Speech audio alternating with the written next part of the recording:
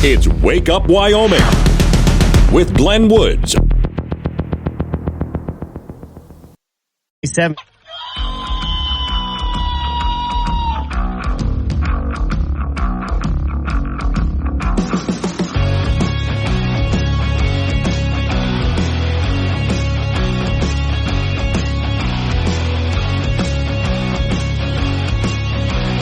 Six the time. It's Wake Up Wyoming. It's a Wednesday, so you're halfway through. Over the hump we go. Today's show is sponsored by frog-flavored ice cream. Tastes like chicken, but it's frog. Yeah, still tastes like chicken no matter what you do. Always wondered about that.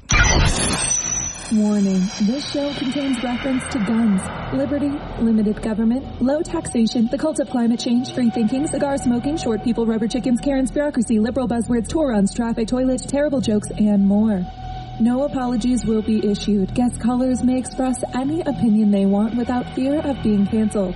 Unless you're a loudmouth jerk like Dave, then Glenn will hang up on you.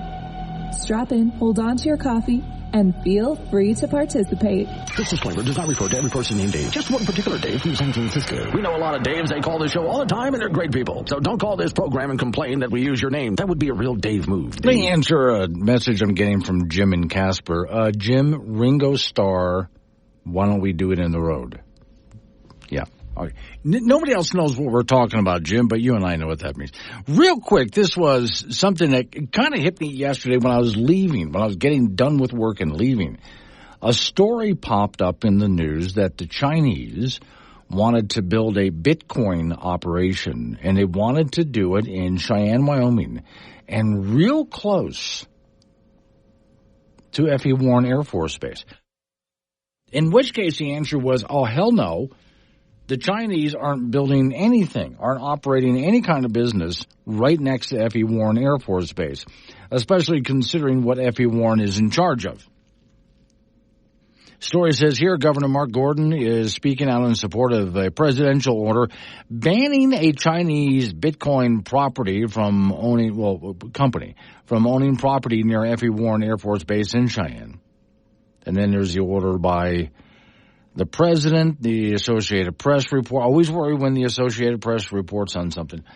Quote, I am acutely aware and we have been monitoring the concerns surrounding property owners as well as potential threats to national security that this operation posed. I'm pleased that the administration recognized the potential threat and took steps to ensure, and that's the governor talking right there.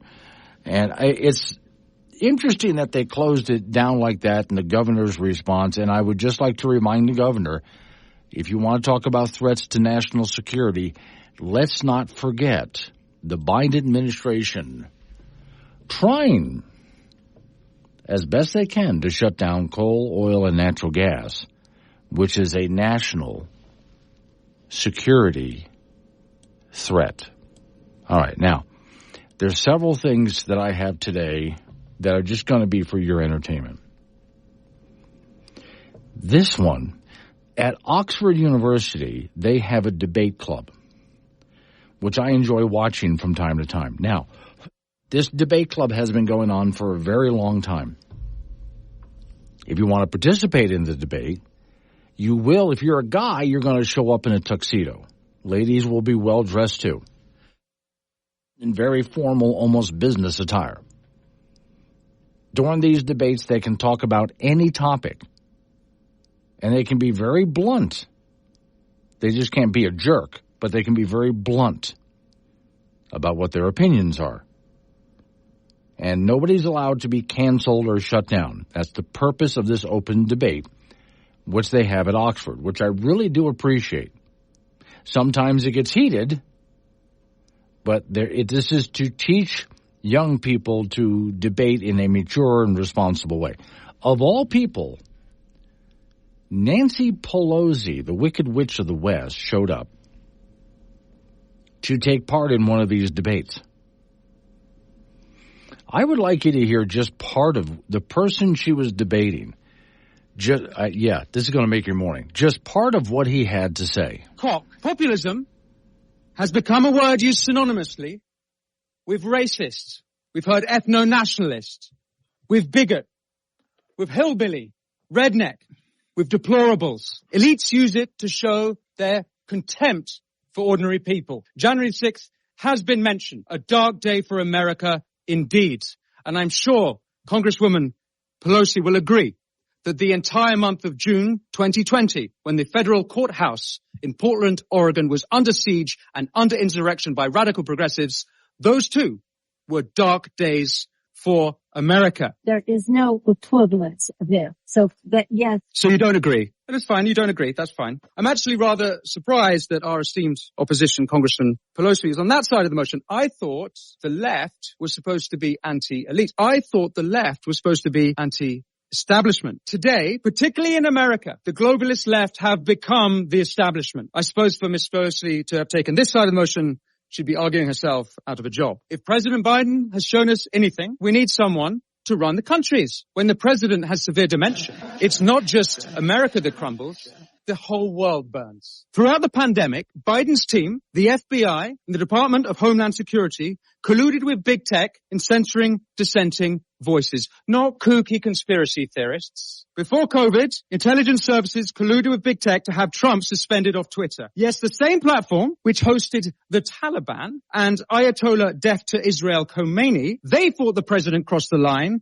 when he tweeted on Jan 6th, remain peaceful, no violence, respect the law, and our great men and women in blue. You may be thinking now that Trump is a populist. You are right. He didn't accept the 2020 elections, and he should have. So should Hillary in 2016, so should Brussels, and so should Westminster in 2016, and so too should Congresswoman Pelosi, instead of saying the 2016 election was, quote, hijacked.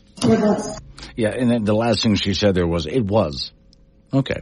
So I thought that guy was just brilliant, and Nancy Poo, I call her Nancy Poo now and then, it still says that when Trump was first elected that was illegitimate and the election was hijacked. What I have always had a problem with some people is not just hypocrisy, but inconsistencies when they know they're being inconsistent about something, all right, and a double standard. So a lot of what this gentleman was saying was bringing up all of these double standards, and there's so much more we can talk about, which is why, for example, the whole issue of documents, top secret documents, being left at Mar-a-Lago where Trump was. Well, okay, you want to go after him? Fine. While you're at it, let's bring in Hillary Clinton and Bill Clinton, and we'll bring in Obama. And while we're at it, we'll bring in this current president, because when he was vice president, he had all sorts of documents that were still at his house when he wasn't in office. And we became president, they were still there. Literally in boxes that were falling apart. So you can see the problem that we're having here. Okay. It would be nice to have a little bit of consistency. I thoroughly enjoy this debate system that Oxford University has. And I'm going to go back and watch, because I didn't get a chance to watch the whole thing, because it's really interesting to watch the Wicked Witch of the West try to defend herself against someone who now has the ability at this debate club to call her out on her hypocrisies and her double standards. I-80 John is on. Morning, Glenn. Your story is wrong. Mine one is open and operational. Doug had the story on KGAB. I'm not sure which one you're talking about, John. I'll take a look at it, but I need to know which story that you're talking about in order for me to offer some kind of correction on. Woke Radio, WOKE, the shortwave radio station that identifies as 1,000-watt FM. Because, we are what we feel, not we feel what we are. Where Wyoming comes to talk. This is Wake Up Wyoming with Glenn Woods on K2 Radio. Be part of the show at 888-97-WOODS. 6:22 is the time. It's Wake Up Wyoming. Morning, Chet. Yes, I do have the story about Mayor Adams in my notes this morning. So I will get to that, and people are going to love it. Now, hang on. So much more to talk about. Here's another thing that's just sort of a different kind of an off-topic thing, but I watched a little bit more of Jerry Seinfeld's commencement speech, because he really did a good one. He was supposed to go to Duke and give a commencement speech, and of course, some people got up and walked out, very few, but because, he's Jewish and he supports Israel. But he had a lot to say to the young, more woke crowd, which I appreciated. And I thought you might enjoy hearing a little bit of what he had to say to them. Now that do you know he's 70 years old now? 70. I mean, I knew he was getting up there, but I didn't picture he was 70 yet. Anyway. Privilege is a word that has taken quite a beating lately. Privilege today seems to be the worst thing you can have. I would like to take a moment to defend it. Again, a lot of you are thinking, I can't believe they invited this guy. Too late. I say, use your privilege. I grew up a Jewish boy from New York. That is a privilege if you want to be a comedian. If I messed up a funny story around my relatives, they would go, that's not how you tell that joke. The prostitute has to be behind the drapes when the wife comes in. You went to Duke. That is an unbelievable privilege. I now have an honorary doctorate of humane letters degree from Duke University. And if I can figure out a way to use that, I will. I haven't figured anything out yet. I think it's pretty much as useful in real life as this outfit I'm wearing. But so what? I'll take it. My point is we're embarrassed about things we should be proud of and proud of things we should be embarrassed about. So on my staff in the 90s, we had a lot of Harvard guys. They were fantastic, but I could never understand why these guys were so embarrassed about being from Harvard. They would never talk about it. They would never mention it. I'm not talking about Harvard now. I'm talking about the way it used to be. You're never going to believe this. Harvard used to be a great place to go to school. Now it's Duke.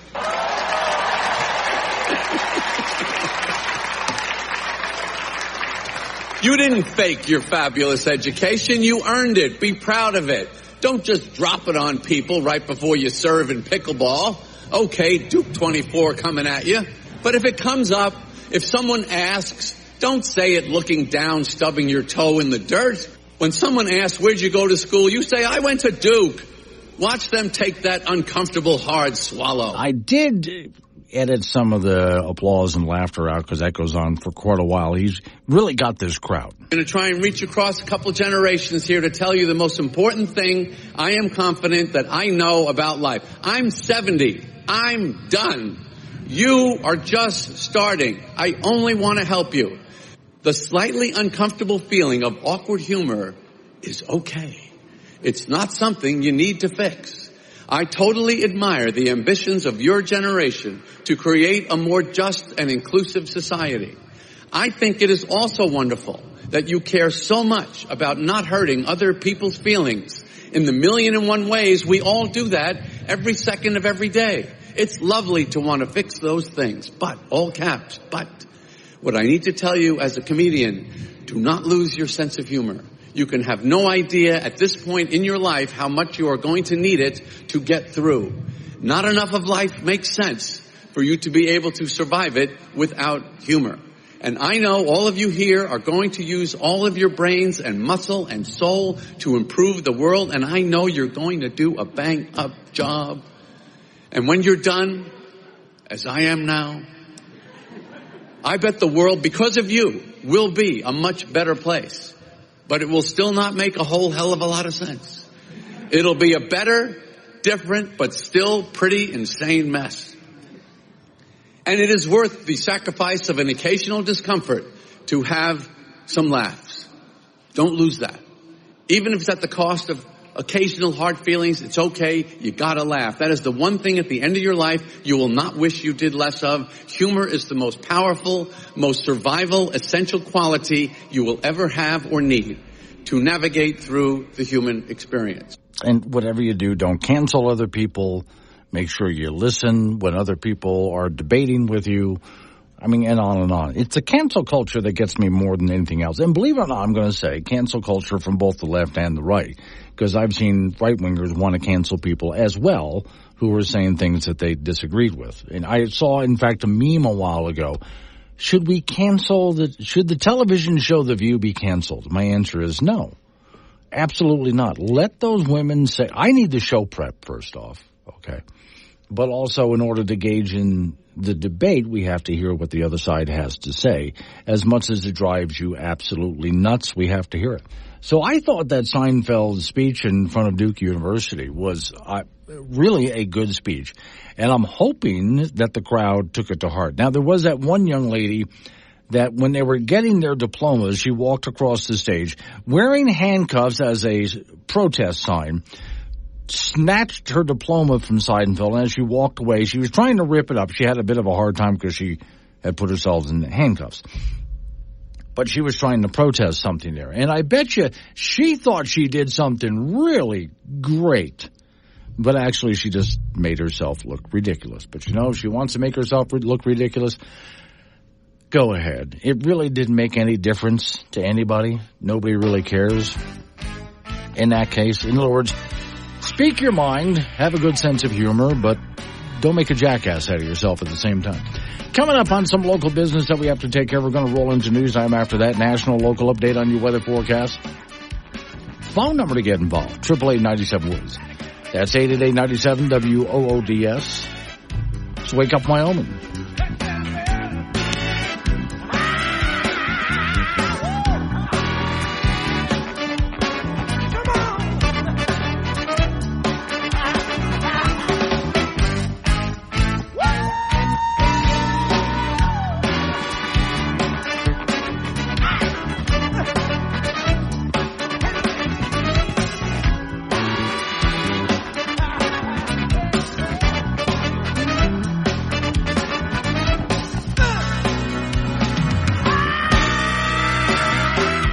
Wake Up Wyoming with Glenn Woods on K2 Radio. Got something to say? Chat him on the Wake Up Wyoming mobile app or call 888-97-WOODS.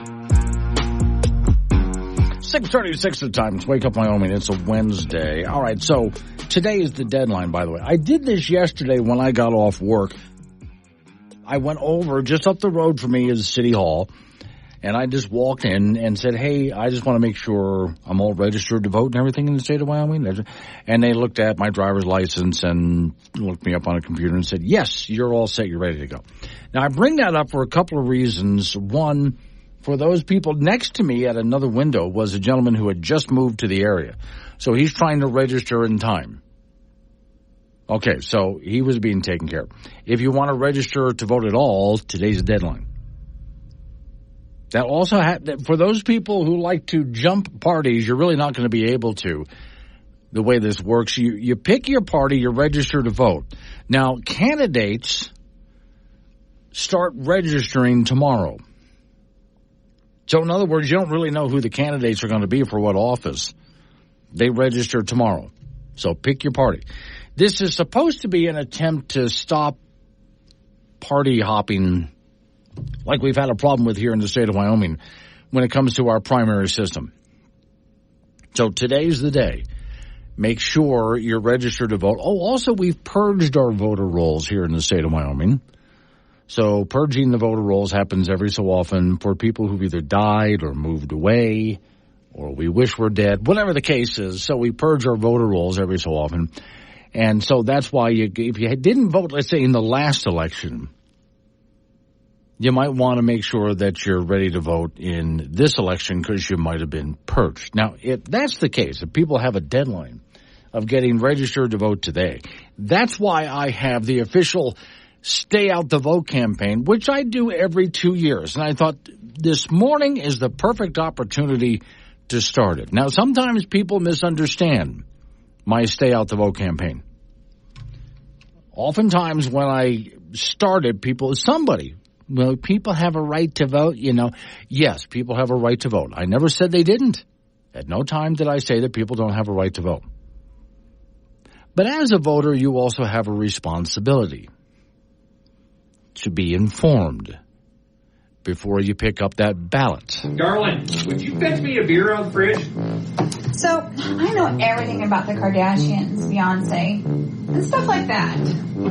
But I know nothing about who my governor is or whoever runs the state. So this year I'm doing my patriotic duty and stay out the vote. Thank you, darling. I can give you every major stat for the Rockies for the last 15 years, but I can't tell you who the mayor of Denver is. That's the reason why this year I'm doing my patriotic duty and stay out the vote. Too lazy to stay informed? Then stay home. Stay out the vote. Your country is counting on you. So there you have it. many people who will show up on Election Day completely uninformed, and they just guess. I wonder sometimes, do they close their eyes and guess? I don't know how they do this. They just guess. They have no idea who or what they're voting for, and they do this country a lot more harm than good. Oh, well, not just their country. City, county, state, as well as their country. So look, and by the way, Googling a couple of things is not being an informed voter.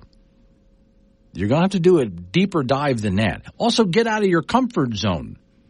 Don't just sit in an echo chamber and think that that's what being informed is. Do you pay much attention to politics? So what, do you get your news from Facebook, Twitter, maybe some late-night comedy show? Do you even have any idea who your senator is? Who's the vice president? So how do you decide who you're going to vote for? What, do you flip a coin? Every election season, there are get-out-the-vote campaigns, asking completely unqualified voters to show up at the polls at the last minute and flip a coin. If you've spent the past few years completely uninformed and out of the loop, then do your country a favor. Don't show up at the polls. Don't vote. Take the day off. Go to the beach. Hang out at your local bar. Watch a ball game instead. Or check out some reality TV. Our nation's in sad shape because people like you have been voting. So this year, do your country a favor. Stay home. Stay out of the vote. America is depending on your apathy. Brought to you by the Campaign to Promote Uninformed Voter Apathy. I do this every couple of years. I try. Well,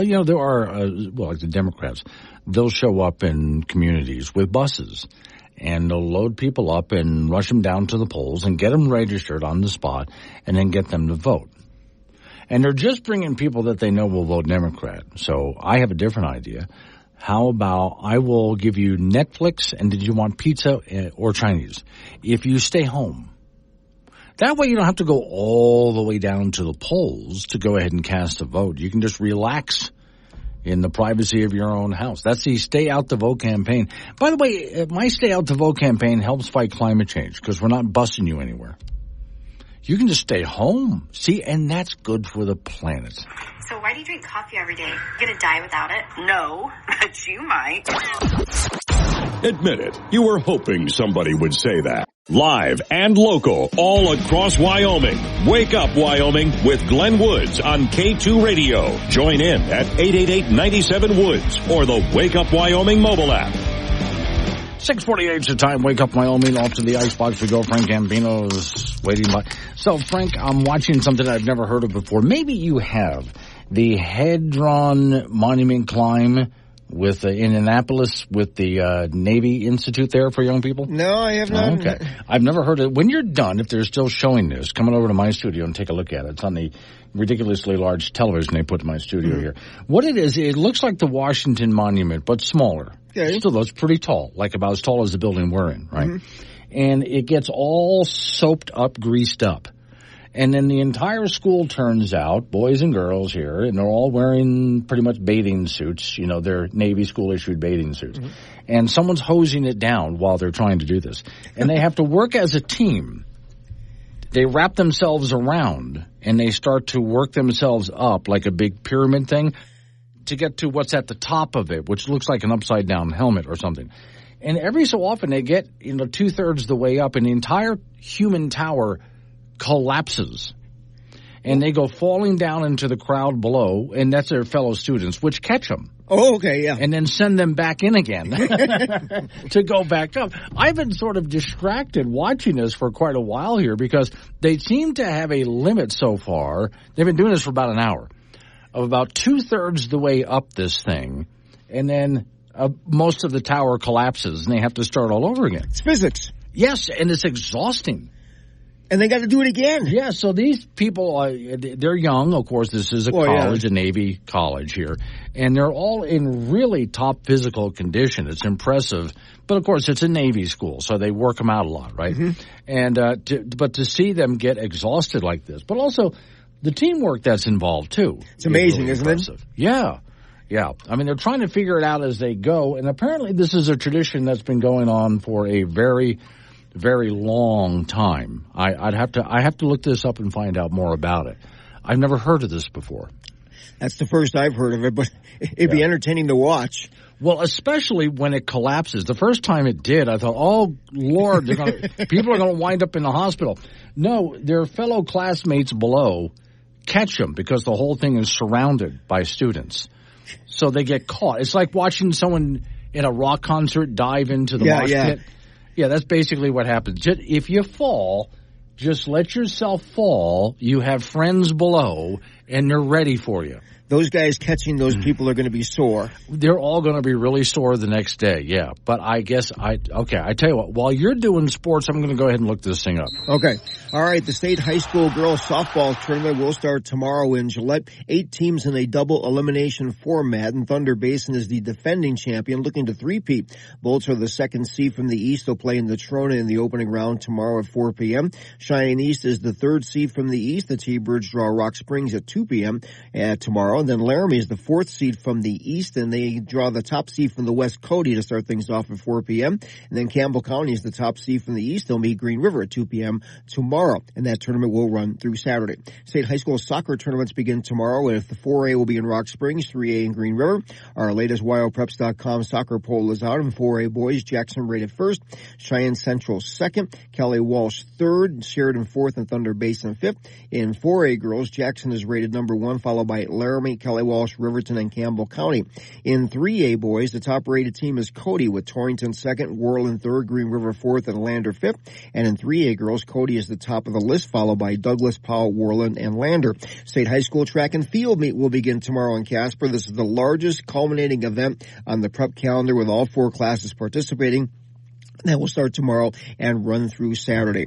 In the NBA playoffs, the Denver Nuggets played like champions last night. They downed Minnesota 112-97 to take a 3-2 lead in their second-round playoff series. NBA MVP Nikola Jokic abused Minnesota to the tune of 40 points, 13 assists, and 7 rebounds. He did anything he wanted to do, and it was the first time in the series that the home team won a game, and Game 6 will be tomorrow. Tonight in the Stanley Cup playoffs in hockey, the Colorado Avalanche will try to stave off elimination. They trailed Dallas 3-1. The Avs were abused in Game 4 by the Stars in that 5-1 win in Game 4, and they have lost 3 straight in the series. Major League Baseball, don't look now, but the Colorado Rockies have won 6 in a row. They beat San Diego on the road yesterday 6-3. Pitcher Cal Quantrill threw 6 innings, gave up 1 earned run and striking out 5. Rockies are 14-28. Those 2 teams will wrap up that series in San Diego today. That's in the sports. Okay, so dozens of U.S. Navy Academy freshmen, known as plebes, gather around a 21-foot-tall obelisk covered in lard at Annapolis. The object to climb the slippery monument and place a hat on top of a mark to end their first year at the institution. The Hedron climb is the Navy Academy's tradition that dates back to 1950, the Academy says. Mm-hmm. The monument is named for Commander William Lewis Hedron, who went down with his ship in a hurricane in 1857. And I have pictures here from past climbs that they've done. Let's see. Obelisk to replace upperclassmen.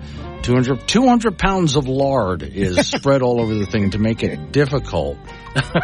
So before just they a tiny bit difficult. Yeah, before they go to commercial break, Frank, just come on over here. Yeah. You got to see this. Okay. All right, thanks.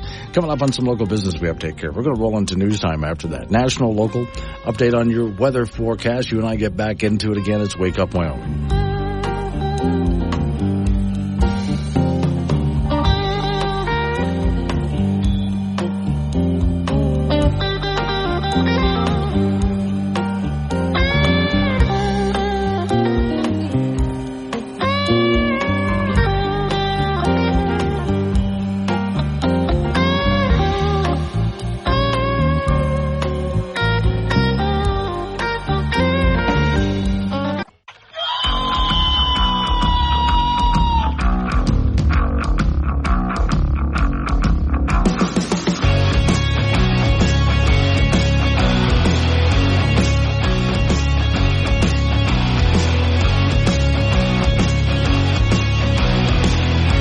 Six at time. Wake Up Wyoming Wednesday. Over the hump we go. It's Wake Up Wyoming. Today's show is sponsored by frog flavored ice cream. Tastes like chicken, but it's frog. Why always like chicken? Well, okay. So get into open phones and so on next hour. This one you're going to love. The state of Wyoming has joined altogether 17 states in yet another lawsuit against California rules and regulations. Ladies and gentlemen, Greta Thunberg, you're in a hot nightclub. Everybody's dancing with their hands in the air. Big screen TVs all around. Greta's angry face looking down below. How dare you even think about it? I mean, she is the Greta, the Thunberg, or Thunberg. How do you say that? I forget how you say it. Anyway, let's take a look at what's happening now. As you know, for truck drivers out there, California wants to make sure that all trucks going into and out of its port by a certain date will be electric trucks. We're talking the big suckers, the big trucks, big semis, and so on. Even the smaller trucks, too. They all have to be electric trucks. Here's the story. Wyoming has joined, so all totaled 17 states combined. There needs to be more than that, but okay. Led by Nebraska, suing California for their ZEV standards, which is basically EV truck standards for trucking fleets. Requirement: any new truck fleet operating must be an EV truck, an electric truck. Starting in January of 2024, start working toward out of the internal combustion engine and have that up and ready to go within 13 years.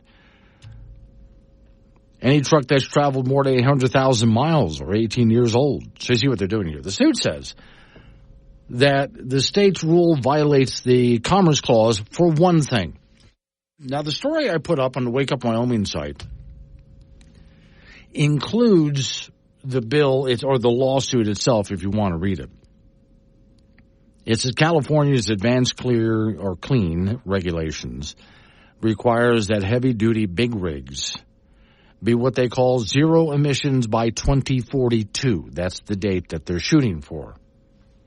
As you know, of course, there is no such thing as a zero-emission vehicle when you look at how charging happens, but okay.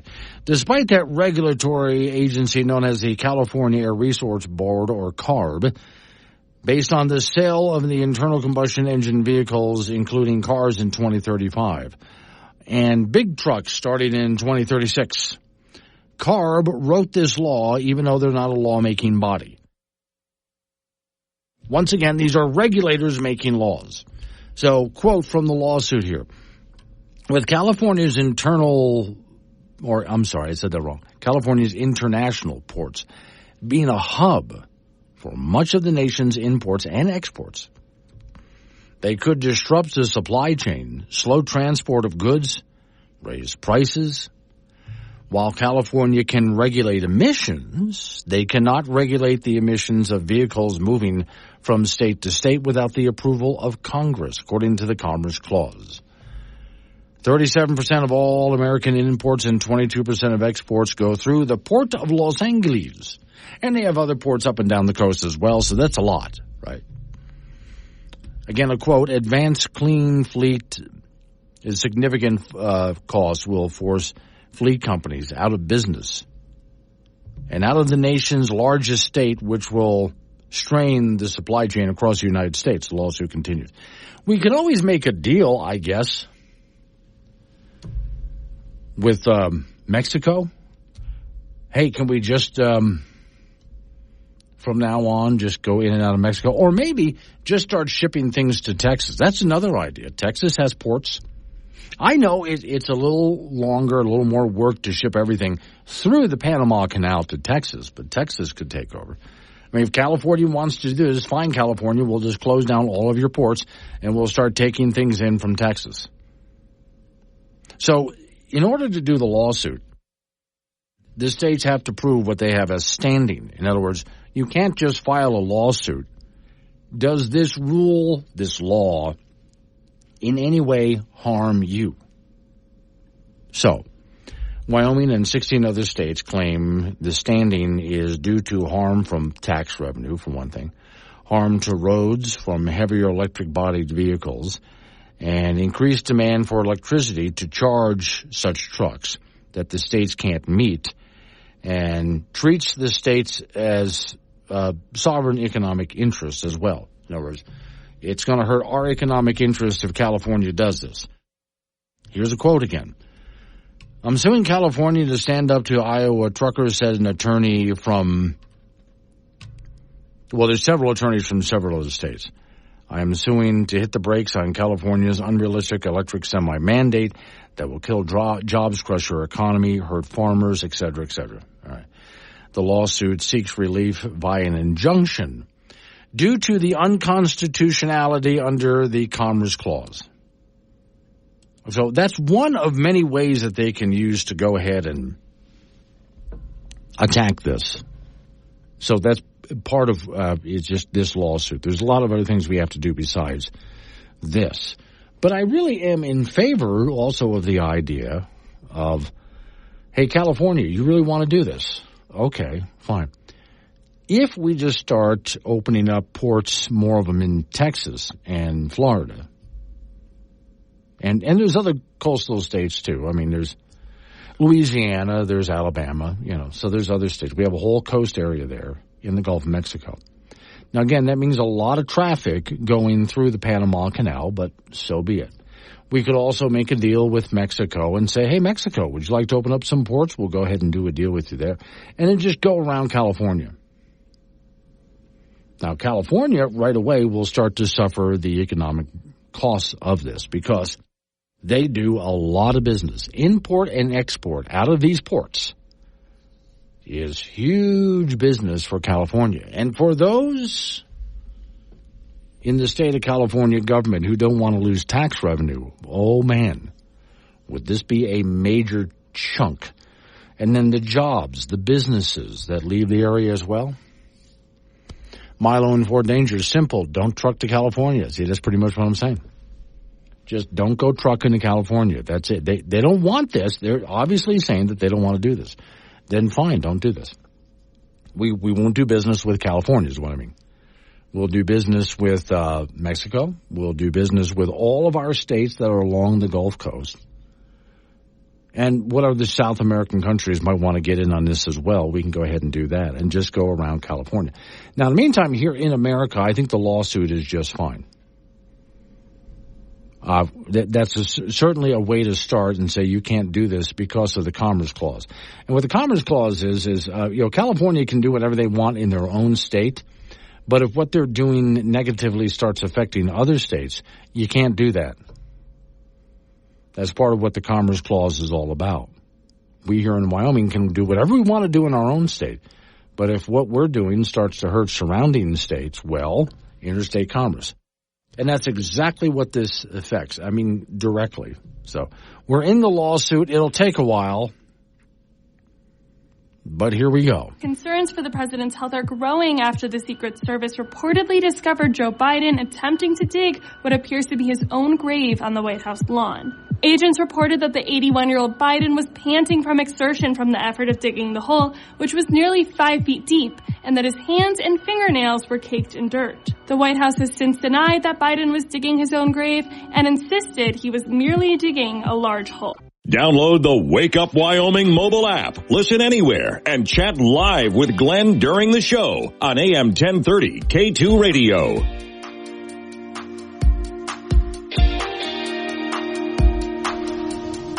7:18 is the time. Wake Up Wyoming. A real quick reminder, I'm going to be doing this all morning long for those people who want to make sure they're registered to vote in the state of Wyoming. Today's the day to do that. It's your deadline.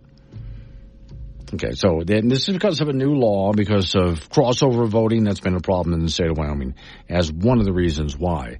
And then candidates can start registering to be candidates after today.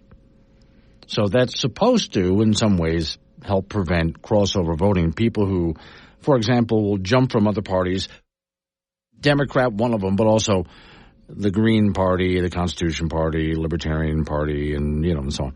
There's other parties in Wyoming. And jumping over to Republican voting in Republican primary, then going back to their own party for the general election.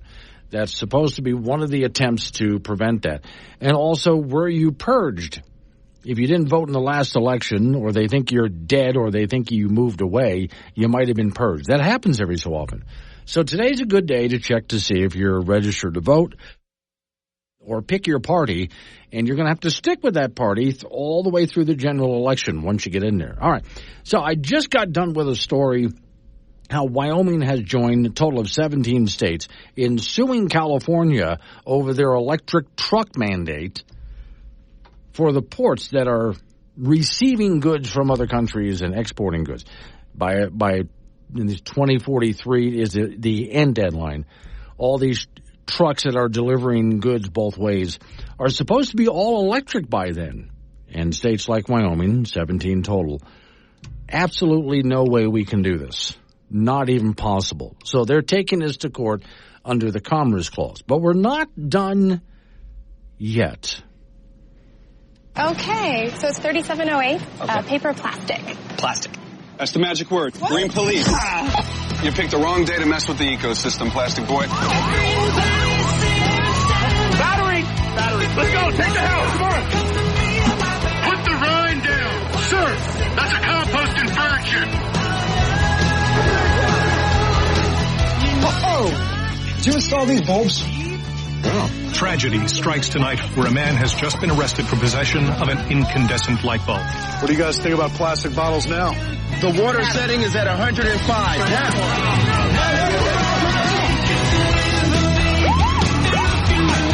You got a TDI here? Clean diesel. You're good to go, sir.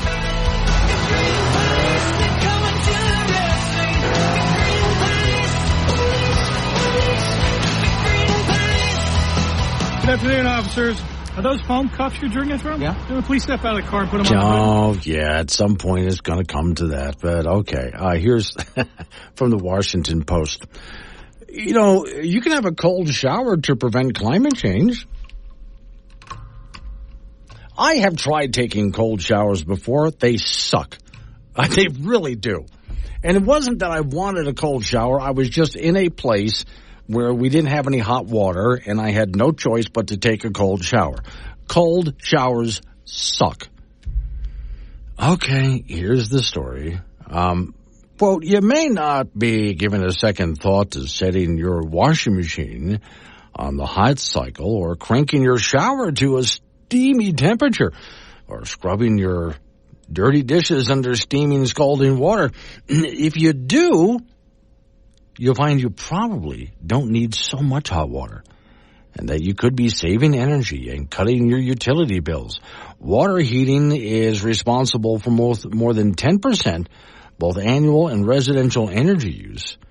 Under the consumer utility cost, the biggest share of air conditioning and heating, according to the Energy Department. An American household uses an average of 64 gallons of hot water a day. Well, when they say household, I assume they mean by that a family, right? Okay. Close to the amount needed to fill the average bathtub. Doing laundry, showering, washing dishes, running kitchen and bathroom faucets. While there are home improvements that can help you back on the energy it takes for this water, including installing a heat pump, etc., if you're wasting cold water to get to your hot water, then you really are wasting both water resources, they say. The real question, though, is if you really want to fight climate change, can't you just go ahead and take a cold shower? I mean, how about that? I mean, we are trying to save the planet here. Now, when it comes to washing your clothes, hey, look, there are some things you can wash in cold water, they say. And so you can go ahead. I mean, you don't have to have hot water every single time, right? So why don't you go ahead and back off on this? Well, this goes back to, for those people who are saying that we should all take cold showers from now on to save the planet, that I say the same thing to those who are saying that we need to, and I read this story earlier this week, need to cull about half the human race. This, for those of you who didn't watch, there was a series of Marvel movies that took about a decade to make, and they were brilliant, all of them. And it all winds up with the Infinity Gauntlet, which is a character named Thanos. And Thanos has this idea that we are just consuming too many resources throughout the galaxy. So we're going to run out of stuff. So to save the galaxy, he wants to kill half the galaxy. Half of all living creatures on the galaxy have to die to save the galaxy. And that's what we have to stop. That's essentially what some are saying who want to cull or kill half the human race. And my answer is absolutely. No problem. I'm right behind you. You first. And we will be right behind you on that one. And for those who want cold showers, I'm with you. I'll be right behind you. You get in there and take a cold shower every single day.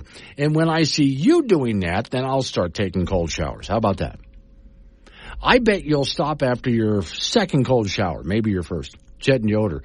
Your dorm room, right? No, it wasn't my dorm room that had I never lived in a dorm. Here's Milo in Four Danger. It's simple. Why wait? Stop trucking to California now. They always set a time. Yep. If it's Milo, you're right. If it's so important to save the planet, California, then stop all use of diesel engines now and demand nothing but electric trucks now. Go ahead. All right. In the meantime, now, if you're wondering what Milo, if you just tuned in, you're wondering what Milo is going on about, California wants all trucks going in and out of their ports to be electric trucks by about 2046, I believe was the date. And several states, including Wyoming, are suing over that. All right. Now, at the same time, from Bloomberg News, Ford cuts battery orders as EV losses top $100,000 per car. They're losing about $100,000 per car. Automaker is shifting its strategy for electric vehicles as demand wanes. Suppliers in South Korea, China grapple with unsold inventory. Ford Motor Company has begun cutting from battery suppliers to stem the growing electric vehicle losses, according to people familiar with the matter, as it throttles back ambitions for a rapidly decelerating market for these plug-in models. Story says Ford continues to maintain a partnership with its battery suppliers, which include a South Korean company, and it talks about a Chinese company and so on. However, they're cutting way back. Now, I did watch something on public television that I caught just over the weekend. And no, I don't normally sit around watching public television anymore. It's a shame. They used to be so good. But here's a guy who does a show on automobiles. And overall, it's a pretty good show. But he said, we're going to tell you the truth about electric vehicle sales. And he left a lot of things out. So it wasn't the entire truth. He was omitting a lot of stuff. One of the things he said was, look, EV sales, electric vehicles, boy, the prices are really dropping. Yes, because they're trying to get you to buy them, and they have stocked up inventory that it's not moving. So they're slashing prices to the point that they're operating at a loss despite the subsidies. Yet still, California is insisting that by 2035, any new car purchased in the state has to be an electric vehicle. And by about 2046, all trucks coming in and out of ports have to be all electric trucks. And I really don't think they see, in multiple ways, the writing on the wall about all of this. But okay. Sometimes the only way to teach people a lesson is just to let them go ahead and make their mistakes, which is exactly what's happening right now. Let them make these mistakes. It's going to be brutal. It's going to be ugly. And they'll blame everybody but themselves when it all comes crashing down around. But, you go right ahead. Coming up on 7:30, local news coming your way after a local news update on your weather forecast, and you and I get back into it. 7:45, Don Day is on live for the weather forecast. And there's a lot of rain moving across the area, which is a good thing. It's springtime. We need the wet. And mostly, except for those people down in Laramie County in southeastern Wyoming, most everybody's getting caught up on the amount of wet that they need for the year. Just that one corner of the state, if we can just ship you some wet, it'd be really good. We'll talk to Don Day about that. Kevin in Wheatland, California will end up looking like Cuba. Your taxi will be a 1956 Oldsmobile. Yeah, and they got great gas mileage, didn't they, Kevin? Let's wake up, Wyoming.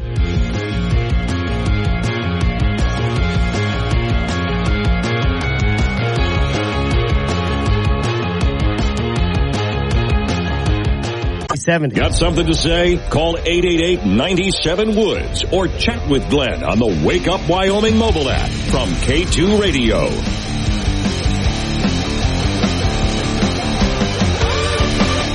7:36 the time. Wake up, Wyoming. It is a Wednesday. I almost said Friday. Wouldn't that be nice? Over the hump we go. My name is Glenn Woods. Thanks for joining me. Okay, good news for you if you're in the state of Wyoming. Postal Service will temporarily halt plans to move mail processing out of the state of Wyoming. From the story from Cowboy State Daily, plans to move the Wyoming mail processing to other states on hold for now after pressure from several congressional delegations, including Wyoming. The postmaster, in a letter to Homeland Security, Government Affairs Committees, and so on, said he would agree to pause the Delivering for America plan, which, isn't that interesting? Every time they name something out of Washington, D.C., it does the opposite of what they say it's going to do. Under the plan, most of Wyoming's mail processing would be moved to from Cheyenne and Casper to places like Denver and Billings. The change would have meant that a letter sent from Cheyenne or one of Casper's addresses would be sent out of state for processing and delivery. So imagine if you were in, and I was just thinking about, it just struck me just now. I don't really ever use mail much anymore. But there are occasions when I do have to mail something cross town, to give you the short story. It's rare, but I do. So that means if I go ahead and I put this thing in the envelope and I write the little address on it and I stick it in the mailbox, it's going to go all the way up to Billings, get sorted, and come all the way back. So that's on hold for now.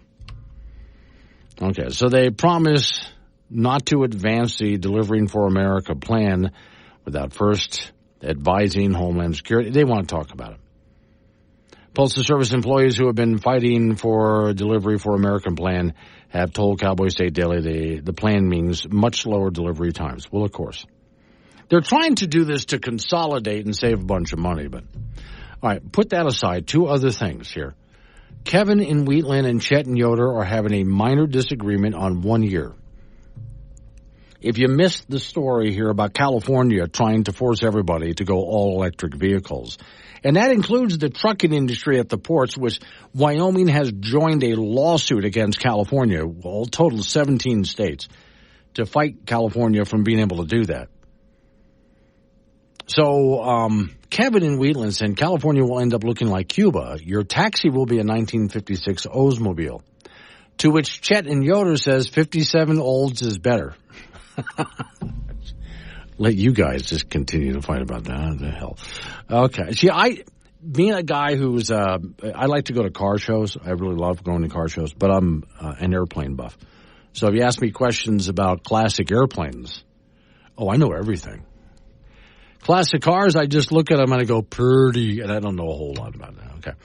I'm going to remind people again, I'll be doing this all morning long because today is the deadline. If you want to vote in the primary and in the general, go get registered now. The rules are different now. Today's your deadline. And you have to pick your party, and once you pick your party, you got to stick with it.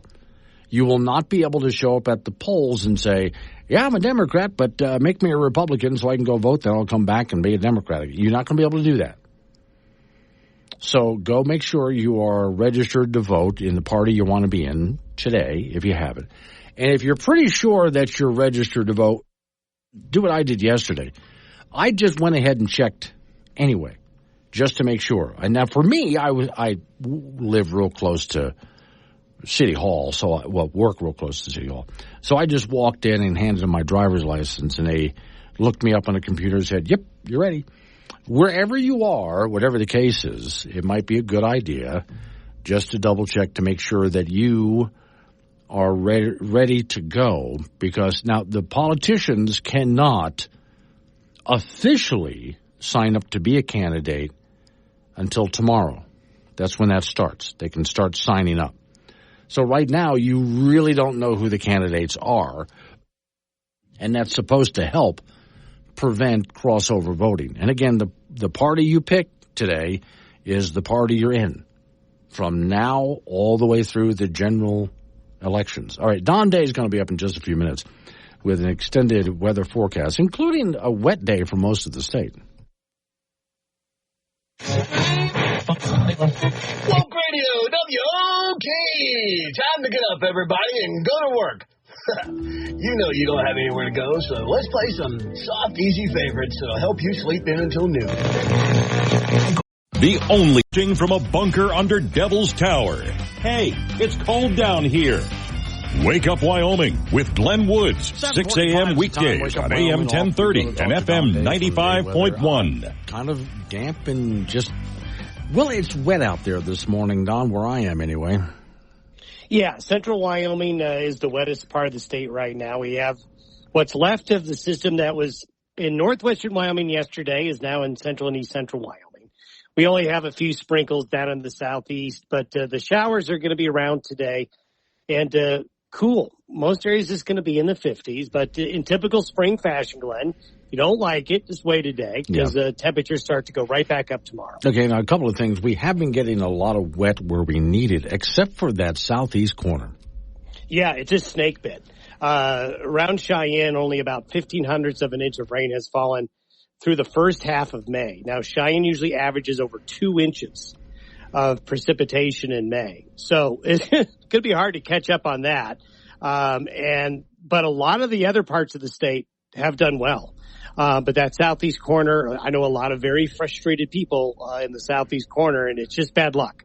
It's just the way the systems, there has not been a lack of storms or fronts. It's just they've been really focusing on the central and northern half of the state. And that was the part of the state that was the driest in the winter.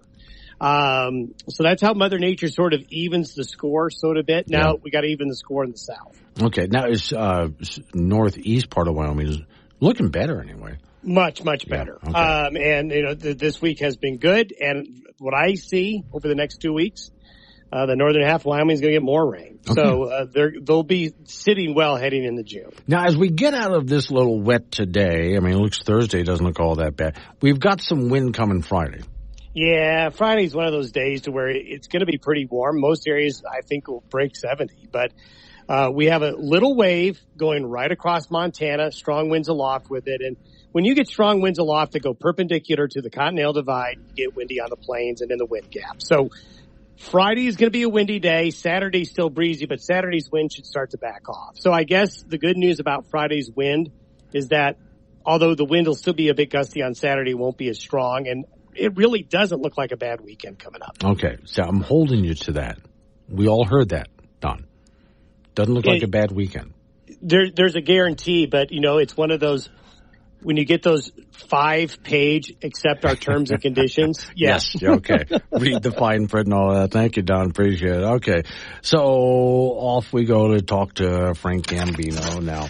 He's in the icebox here. I got to get Frank up to speed. But let me get everybody else up to speed. So I started watching the Navy Academy. They have this thing, which I hope I'm pronouncing this right, the Herdon Monument Climb. It's a long-standing tradition. The young plebes who are freshmen that are graduating from being freshmen, there's a spire that has been doing this since the 1950s.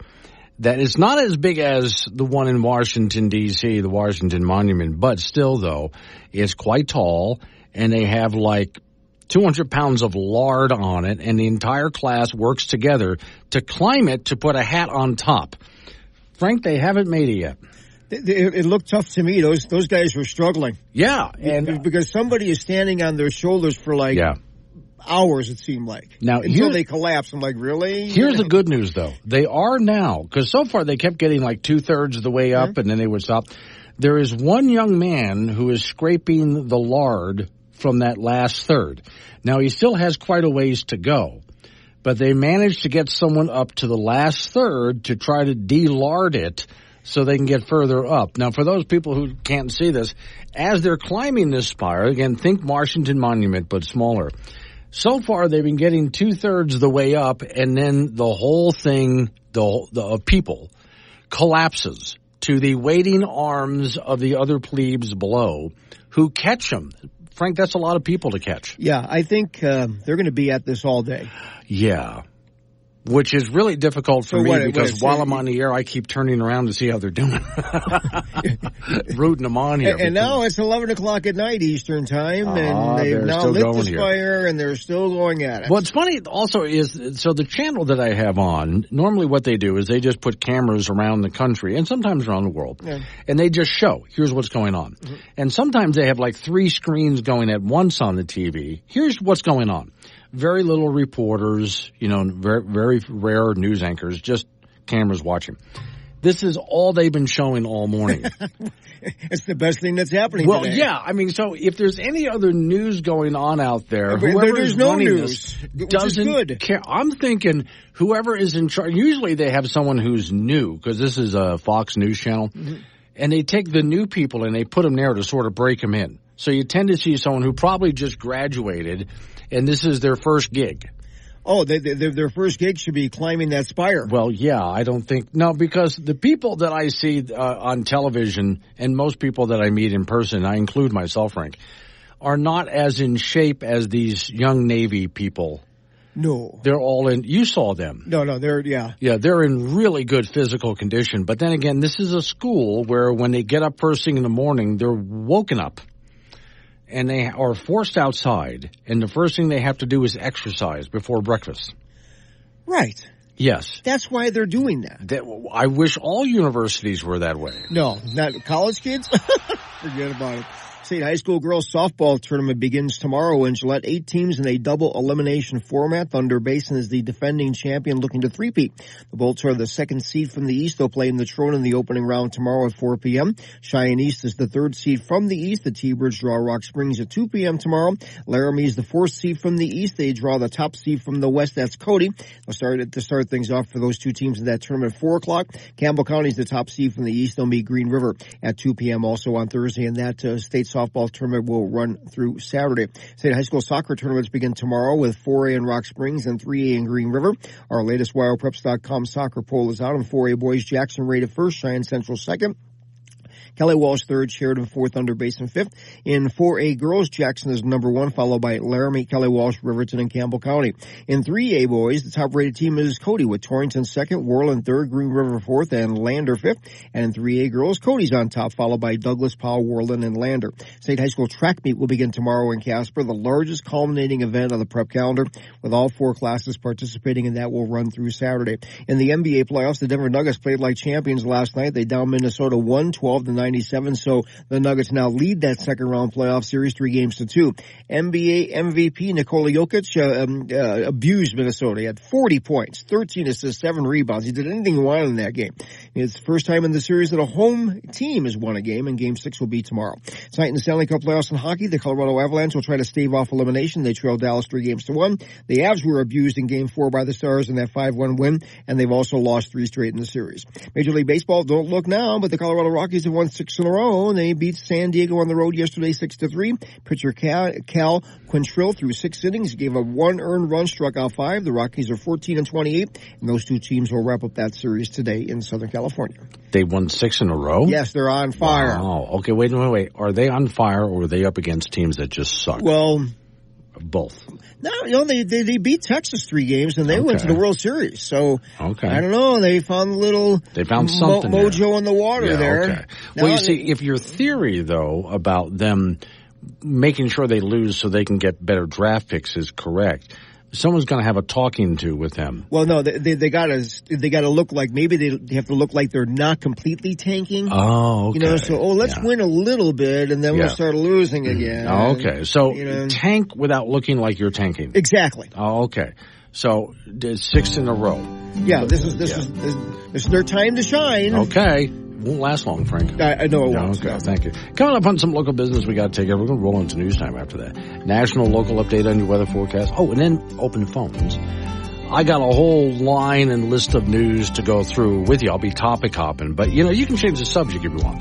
888-97 Woods, the phone number 888-97-WOODS. Wake up, Wyoming.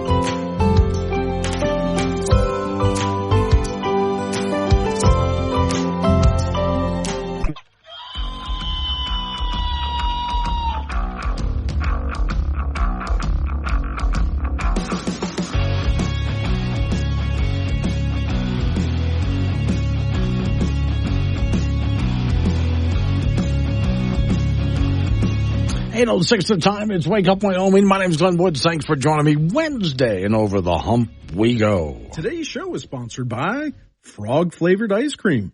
Tastes like chicken, but it's frog. And an ice cream.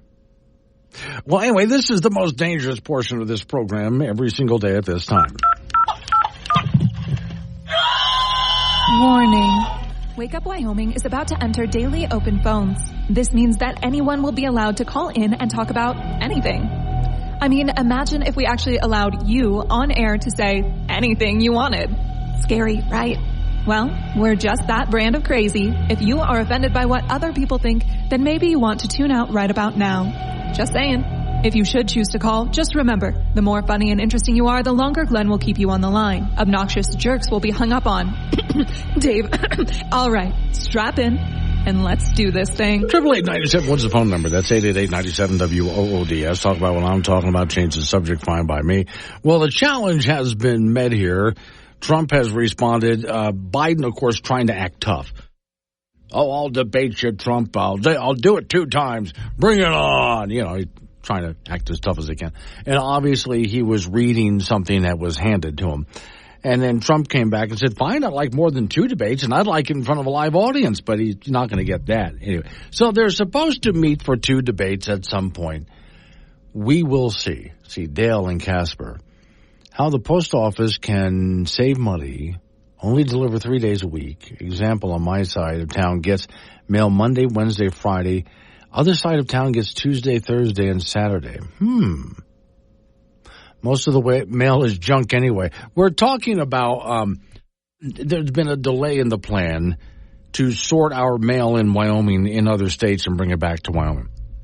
Because of the outcry, the Postal Service is delaying that plan. So I still like the idea. If I'm going to mail a letter just cross town, which occasionally I have to do, it's rare, but occasionally I have to mail something cross town, that it would go all the way up to Billings, Montana, and then all the way back again, when it could have gone just up the road. Tammy's in Casper. Morning, Tammy.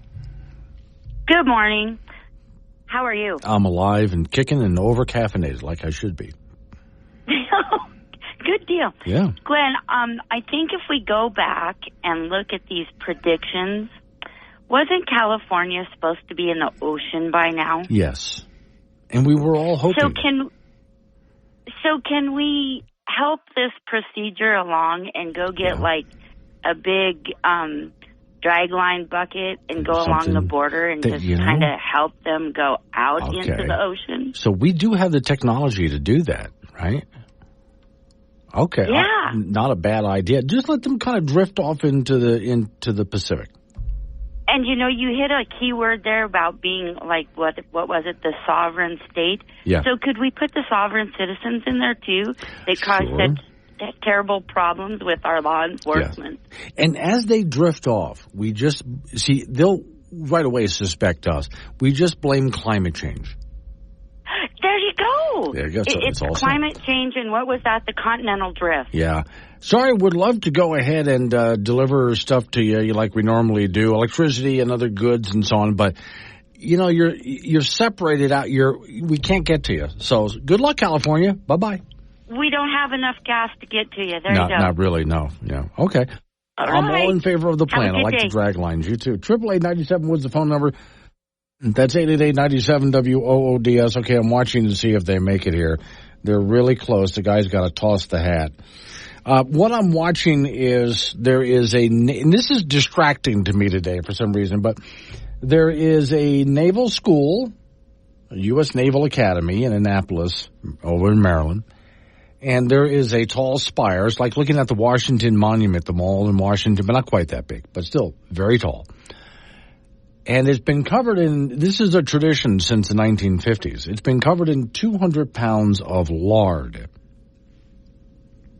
And the plebes, which are the freshmen, have to gather round the thing and try to climb it. And they have to work as a team to try to climb it and put a hat on top of it.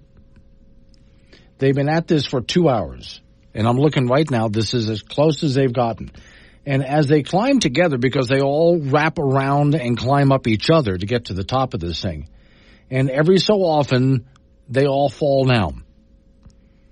And all of the other students below catch them before they hit the ground. And then they put him back. Wait, he's so close. We might actually be doing this, folks. He's got to put the hat on. He did it. Okay, they're done, finally. Oh, now maybe I can get back to the show. It's about time. Because they're all celebrating now. It was funny to watch because they would have to build like 5 rows high of people. And they're all fighting against this lard as they try to climb up, just to put the hat on top of the spire. And every so often, the whole thing would collapse and they would all go falling to the ground. And there's a huge crowd, again, of other freshmen, plebes below. They would catch everybody, so nobody hit the ground hard, and then push them back in, and up they would go again. They've been at this for 2 solid hours, and I just looked over and went, they finally did it. Okay, good. Now I don't have to be distracted anymore. And I can get back to my job here. Kyle is in Cheyenne about the Naval Academy. Good timing on that, Kyle. They just made it. Hi, Glenn. Just to let you know, my son is a Naval Academy graduate of 2018. Yeah. I've witnessed them climb Herndon Monument. Yeah. Another thing they also do when it's all greased down is that there's upperclassmen around there hosing them down. Yes, I've seen that too, yeah. Yeah, and it's, the last time I was there, it was going for over 3 hours. Yeah. And we finally left. I mean, they still hadn't got it done. Oh, okay. You see, I started watching this at about 6:30 this morning. It came on TV. And this channel I have it on, that's all they've been showing since 6:30 this morning. So we're now at about 8:12 this morning, I guess is the time. I looked over and I just saw the guy put the hat on the top. It's about time. On a side note, I happened to see in Wildfile the submarine attack aircraft landed at Casper, Natrona. Yes. Do some touch and goes. Yes. That son of mine, that's what he flies. Oh. So those people don't know what Kyle's talking about. This is it's a Navy airplane, and mainly it hunts submarines. But it was doing touch and goes in Casper. Right. Why are they doing it so far inland? They practice their approaches and that kind of stuff, different areas. Okay. I'm sure that's what it was doing. Okay. I forwarded that article to my son. He happens to be in Jacksonville, Florida now. And because he was stationed at Whidbey Island, and that's where he suspected that airplane came from, Whidbey Island, Washington. Okay. So makes sense. If you hang out at both the Casper Airport and the Cheyenne Airport, which both have massive runways, now and then you see some pretty incredible things come in and do touch and goes practice there. I mean, if it doesn't happen a lot, but every so often it does. And wow, different kinds of aircraft that you never imagined you would see in person. It's just fun to watch. Well, I guess you and I personally have a connection because I'm a pilot also. Okay. I have my airplane here at Skyview down here at Cheyenne. Oh, you do? Okay. We might have met then. I've been there. Okay, I've been to Skyview a few times, yeah. Yep, that and Glendale. I enjoy that flying. Oh, yeah. I go to Glendale every single year. Good. All right, Glenn. All right. Well, it's good talking. Thanks for calling in. 888-97 Woods the phone number. That's 888-97-WOODS. Believe it or not, I do have some real news stories, but you can interrupt me with whatever else you want to talk about. 888-97-WOODS. In Washington today, the U.S. Supreme Court handed down a landmark decision. The court reaffirmed the legality of the death penalty on the grounds that it is, quote, totally badass. Legal experts are already talking about how this clearly marks a trend towards the Roberts Court being less strictly constitutional and more strictly awesome. Honestly, he's just happy to be here. Catch Glenn Woods on Wake Up Wyoming, weekdays at 6 on air, on Alexa, and on the Wake Up Wyoming app. 8:20 is the time. It's Wake Up Wyoming. Hey, Tammy in Casper. Corey's over in Nebraska. He said Lex Luthor tried to separate California from the mainland, but Superman reversed it back in the 1970s. Damn it, Superman. All right, Weston County, you guys are up. Weston County claims they're unrepresented. They want to seek a way to solve this. This story is from Wildfile, which you always have to be careful because Wildfile is known for a lot of bias, but okay. A decades-long dispute over Wyoming's legislative redistricting methods has come to boil in Weston County. The story says a group of voters, their claim that in 2022 the process left them inadequately represented in the Wyoming legislature. Lawmakers are constitutionally required to divvy up voters into legislative districts every 10 years following the census. The maps, well, they were redrawn in 2022, leaving Weston County without a representative or a senator who exclusively represents the county in the State House. Instead, Weston County's 4 legislators also represent varying portions of Campbell Creek, Cook, Goshen, and Niobrara counties. In response, Weston County commissioners passed a resolution in April declaring 2 legislative vacancies. While there aren't 2 open seats in the traditional sense of the vacancy, such as when someone dies or resigns, the resolution attempts to use the vacancy process to redress grievances with the current legislative map.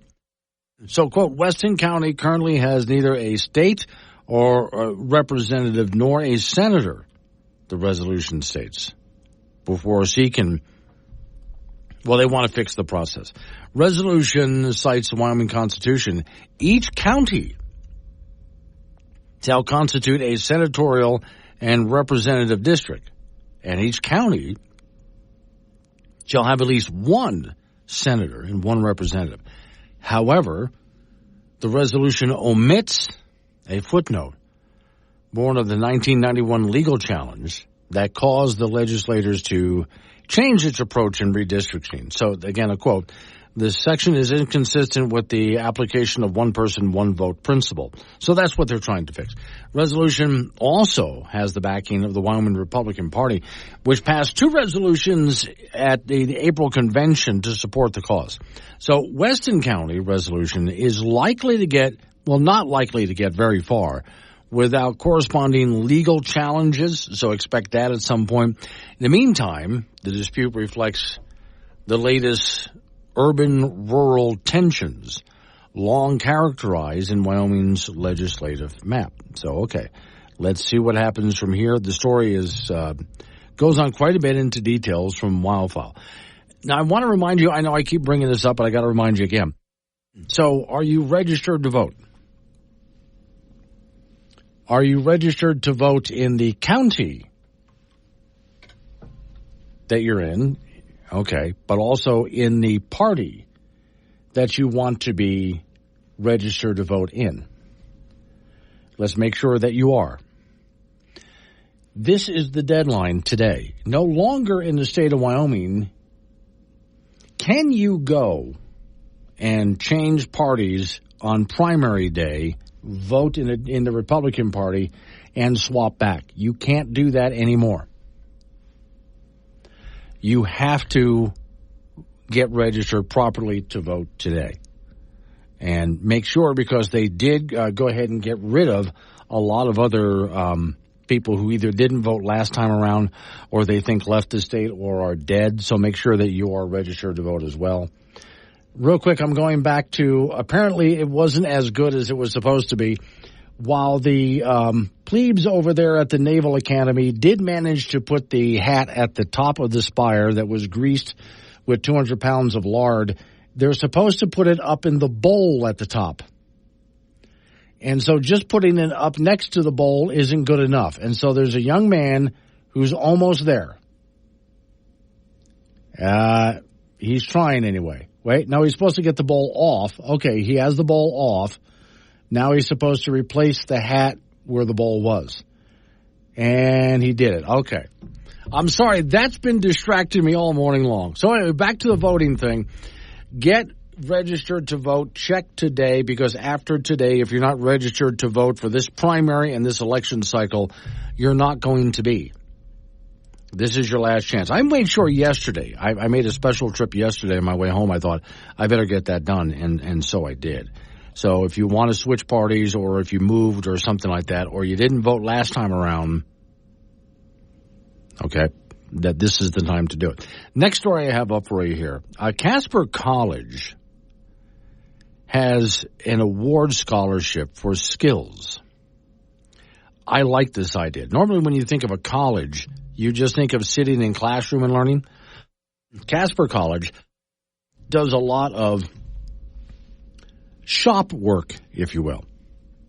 It's okay. 17 students who received scholarships, this story says, and the category in which they took gold during a championship. And it names who those students are and where they're from in Wyoming. During the competition, students worked around the clock, providing their expertise in occupations such as electronics, computer-aided drafting, precision machine work, automotive services. Look at all these jobs that are available. Medical assisting, culinary arts, according to Skills USA, which is a website you can check out.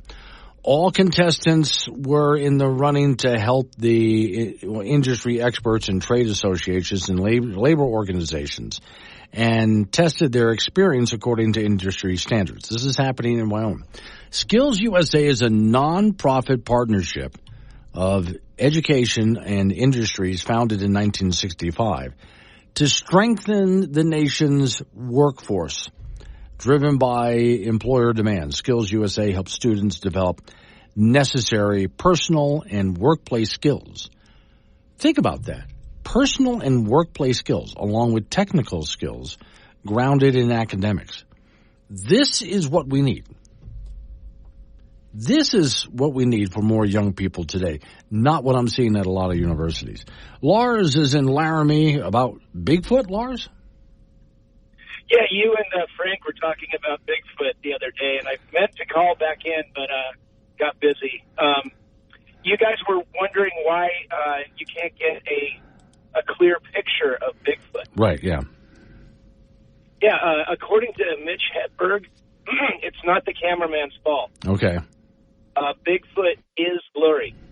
Is he? And yes. Because he's from another dimension or something? How does that work? Mm-hmm. Yeah. Okay. Exactly. So it's not the cameraman's fault, but according to Mitch, he's extra concerned because there's a large, out-of-focus monster roaming our countryside. Oh, I thought you were talking about Biden. Okay. Bigfoot, though. Yeah, all right. Thank you, Lars. I appreciate it. Okay. So apparently you can never get a good shot of Bigfoot because he's slightly out of our dimension and he's blurry. Same thing goes for UFOs, by the way. Coming up on local news, after local news update on your weather forecast, you and I get back into it with a nice long segment of open phones. 888-97 Woods, the phone number 888-97 WOODS. Wake up, Wyoming.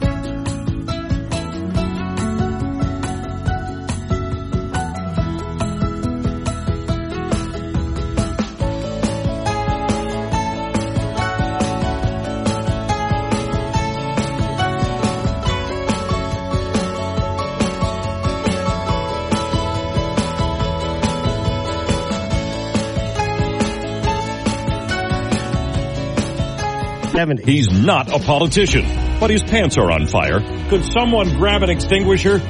Wake Up Wyoming with Glenn Woods.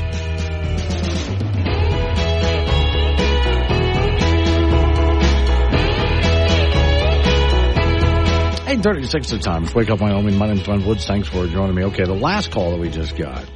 The reason we can't take a picture of Bigfoot, he's always blurry. And I said, because he's in a slightly other dimension, and basically that's it. Well, Milo in Fort Danger says, this is true about Bigfoot. I've tried for years to get a good picture. Well, there is a series, not comic books, but graphic novels, which is a step up. Graphic novels has amazing artwork, still the same superheroes, but amazing artwork, magazine-style pages, usually a hardcover book, usually.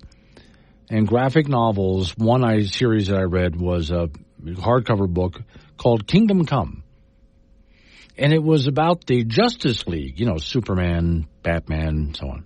And they all had retired, but now they're coming out of retirement because of a new threat. So they're much older now. These are not the young superheroes you grew up with. These are all much older. The Flash is the original Flash, the one that wears the helmet, for those who know the comic books. The artist did something really unique. Every time the Flash was in a scene, even if he was standing perfectly still, he was a blur. Because you figure he's vibrating so fast, right? Anyway, back to the news. 888-97 Woods, the phone number, 888-97-WOODS. I just got done watching, and I know I've been distracted by this, but I think I can tie this into something I've been talking about. So here we are at a Naval Institute in America, and the plebes, the freshmen, have to do this task of working together as an entire class. It's a pretty big class. And there's this tall spire that looks like a smaller version of the Washington Monument. And working together, it's been greased up with 200 pounds of lard. And they have to work together to get to the top and place a hat on the top. Took them, from what I saw, 2.5 hours to do it. Well, those young men and women are just outstanding if you think about what they're asked to do. Not just that, but I mean in school. And they're going to have a career in the Navy and and then I've read the story about the Casper College that is giving out awards and scholarships and so on through the Skills USA, where they teach people not just good skills, electrical work, plumbing work, welding work, mechanical work, et cetera, but also how to get a job and how to work with clients. In other words, how to act like an adult out there. Think about that for a minute, right? Meantime, Harvard University surrenders and agrees to divestment talks with the protesters and to reverse suspensions. The Harvard Crimson, their local newspaper, reports the decision to peacefully end encampment after the university president said organizers negotiated a peaceful end to the protests. At least 22 students are on involuntary leave of absence, suspended. Involuntary leave of absence. That's suspension. And offered protesters a meeting with the university about divestment from Israel. The university also agreed to expedite administrative board cases for more than 60 students facing charges for their involvement in the encampment. What are you teaching these people here at this school? Members of the encampment will also meet with faculty in arts and sciences and so on to discuss their perspectives on Israel and Hamas. In which case, I think they'll just regurgitate whatever their teachers told them. Then another one. At Portland State, that's where they took over a library. To repair the library is going to cost at least $750,000. Story says, according to the university, the cost to restore Miller Library will be about $750,000, give or take $125,000. Wow. And so I guarantee it's going to be over $1 million. The total doesn't include replacing and repairing damaged technology and furniture. They hope to have that repair total up to, so you're going to be well over $1 million by the time they get through all of this. Cleanup efforts started 2 weeks ago and is expected to continue. I would have the people who did the damage clean it up and pay for it. Portland State President addressed the University Faculty Senate last week. She explained the thinking behind calling on Portland Police Bureau to remove protesters. She says, to those who have condemned our action bringing in the Portland police on campus, I assist, how long should I have allowed the protesters to stay in the library? How many times should I have offered the students an opportunity to leave without consequences? Right, and then they just continue to do that level of damage. But she gets yelled at because she called the police on them. Professors of Judaic Studies has been at the university for 16 years. He's part of the campus-wide task force created by the president a few months ago to promote dialogue. Part of the problem we're facing is that the university there's been very little nuanced discussion about these issues in the war. But okay. going back, I'm looking at some pictures here where, yeah, they spray painted all over things. They broke things, et cetera, et cetera. So this goes back to, what would you rather send your kid to? I mean, I can point to Casper College as one place that I can think of around. I know Gillette has a place like this. We can always go down to Laramie. They're known for that. We have vocational schools like this all over Wyoming. And think about what I said they teach the young people there. They're teaching them not just a skill, but also things like how to present themselves to negotiate a job. You know, adulting, basically, teaching adulting. And this is what I was saying during when all these protests were going on. You notice when you go to technical schools, you don't see these protests happening. They don't think about it. They get up in the morning, they go to class, and a lot of times their class is out in the field somewhere. So if they're going to learn something technical, whatever it might be, they're going to get some class time, but then they have to go out in the field and actually work with real people actually doing the real job. And that's where they were. And at no time were they being indoctrinated and then wound up doing a sit-in in some library or maybe putting up tents in front of their school. That didn't happen. So whatever the technical school might be, those are the young people. I one time gave a nice long talk in this program about how to raise alpha kids, because those are actually going to be the future of America. The alpha kids are the ones that are going to take over and drive this country.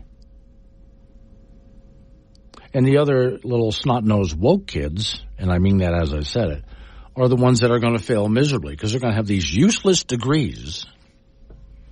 I mean, absolutely useless degrees. And no concept of how the real world actually works, as they've demonstrated with these recent protests. And they're not being helped out by the universities who are giving in to them. Fine, we'll negotiate with you.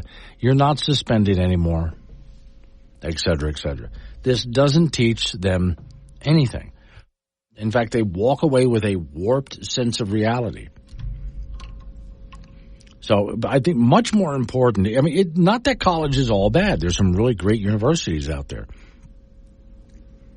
I'd say be very careful about what one you allow your kid go. Just because it has a big name like Harvard University, that used to be a great school. Not so much. My back hurts from carrying the weight of being my mom's most badass child.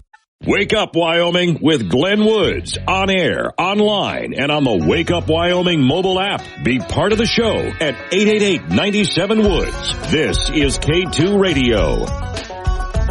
8:48's the time. It's Wake Up Wyoming. Also go to the Icebox. Frank Gambino waiting by. Frank, they finally did it, but then they had to do it again. They got to the top of the spire, okay. the Navy guys. I'll explain for those people who just tuned in. So at the Naval School in Annapolis, Maryland, the plebes, or the freshmen, have to complete their year by getting together. There's a spire that looks like the Washington Monument at the mall in Washington, but smaller. Still, it would take about 5 rows of people to climb up it together. The thing is painted with about 200 pounds of lard to make it more difficult. Now, Frank, there is a bowl at the top. Yes. And the trick is they have to get someone high enough up who can knock the bowl off and replace the with the hat. Okay. So when they finally got someone up there, he put the hat by the bowl. And then everybody was celebrating, and they tore down the pyramid of people. But then they were told by the school administrator, chancellor, president, whatever, no, now get back up there. So this time, though, they had it figured out. They knew how to get up there. So it happened pretty quick. They made their little pyramid of people again, got all the way to the top, and that guy reached up and, with the hat, knocked the ball off and put the hat on top. Now they can go ahead and celebrate. What was that guy thinking? It took him 2 hours to get all the way up there, and he didn't even put the hat on the right way? And everybody was celebrating. Yeah, we did it. And no, you did not. Get back up there, knock the bowl off, put the hat back on. But they did it. And then, of course, here comes the school president, with a few words, and they all celebrate and so on. Now, all of these students covered in lard, because they were all rubbing up against that thing, or are going to go home or back to their barracks or whatever and hit the showers. Yeah. I'm sure they're not getting the rest of the day off. Maybe they are. I don't know. I would think after that morning, they're probably getting the rest of the morning. But this is part of their graduation thing. Yeah. As a class, you saw how many people were there. It's a pretty good-sized class. A ton, yeah. They had to work as a unit, as a class, to solve this problem. And then they can graduate to the next phase. That's a lesson for all of us. The state high school girls softball tournament will begin tomorrow in Gillette. There are 8 teams in this deal, a double elimination format. Thunder Basin is the defending champion, looking to three-peat. The Bolts are the second seed in the East. They'll play in the Trone in the opening round tomorrow at 4 p.m. Cheyenne East is in the tournament. They are the 3 seed from the East, and the T-Birds will draw Rock Springs at 2 this afternoon, 2 in the afternoon tomorrow. Laramie's the 4 seed from the East. They have to draw the top seed in the West, that being Cody, at 4 p.m. tomorrow. And then Campbell County is the number 1 seed from the East. They meet Green River at 2 p.m. And that state softball tournament continues through Saturday. The state soccer tournaments begin tomorrow at 4A in Rock Springs, 3A in Green River. And our latest Wyo Prep soccer poll is out in 4A boys. Jackson rated first, Cheyenne Central second, Kelly Walsh third, Sheridan fourth, Thunder Basin fifth. In 4A girls, Jackson is rated number 1, followed by Laramie, Kelly Walsh, Riverton, and Campbell County. In 3A boys, the top rated team is Cody with Torrington second, Worland third, Green River fourth, and Lander fifth. And in 3A girls, Cody is on top of the list, followed by Douglas Powell, Worland, and Lander. State high school track meet does begin tomorrow at the Harry Galdine Stadium at Casper. The largest culminating event on the prep calendar with all 4 classes participating, and that will run through Saturday. In the NBA playoffs, the Denver Nuggets took a big step forward to the 3rd round. They played like champions, downing Minnesota last night 112-97 to take a 3-2 lead in their 2nd round series. NBA MVP Nikola Jokic abused Minnesota to the tune of 40 points, 13 assists, 7 rebounds. He did anything he wanted in the game. It was the first time in the series that a home team won a game in this series, so Game 6 will be tomorrow. Major League Baseball don't look now, but the Colorado Rockies have won 6 in a row. They beat San Diego on the road 6-3. The Rockies are 14-28, and those 2 teams will wrap up that series this afternoon in San Diego. And tonight in the Stanley Cup playoffs in hockey, the Colorado Avalanche will try and stave off elimination. They trailed Dallas 3-1. The Avs were abused in Game 4 by the Stars 5-1 and have lost 3 straight in the series. That's it in sports. So you're going to have a lot of softball to cover. Well, I will be for track in Casper. Okay. So I actually can walk to the meet. Oh, that's nice. It's going to be right here locally. Yeah. Oh, okay. Right in Casper. Yeah. So softball is in Gillette. And soccer is in Rock Springs and Green River. Tonight ought to be nice. Maybe a little wet. Tomorrow, really nice. And it's Friday, windy. That makes it hard for the track people because you're running into the wind for half of these races. Right, yeah. Except for the sprints when you're with the wind. Try pole vaulting in the wind. That's not very fun at all. They're gonna, if it gets really, really gusty, they really got to think about that. Okay. Yeah. I got a story for you, but I'll tell you off the air about landing in a tailwind. But, all right. Coming up on some local business we have to take care of. We're going to roll into news time after that. National local update on your weather forecast. More open phones, too. 888-97-WOODS, 888-97-WOODS. It's Wake Up Wyoming.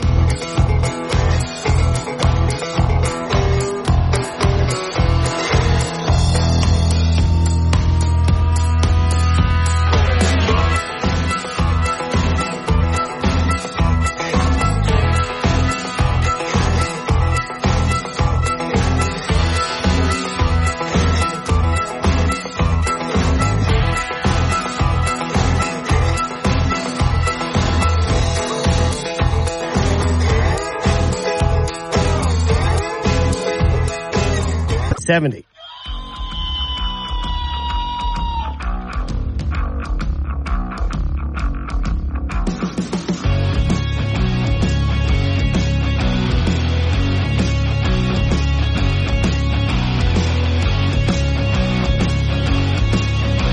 $9:06 the time. Wake Up Wyoming. It's a Wednesday. Over the hump we go. Open phones. 888-97-WOODS, 888-97-WOODS. Today's show is sponsored by frog-flavored ice cream.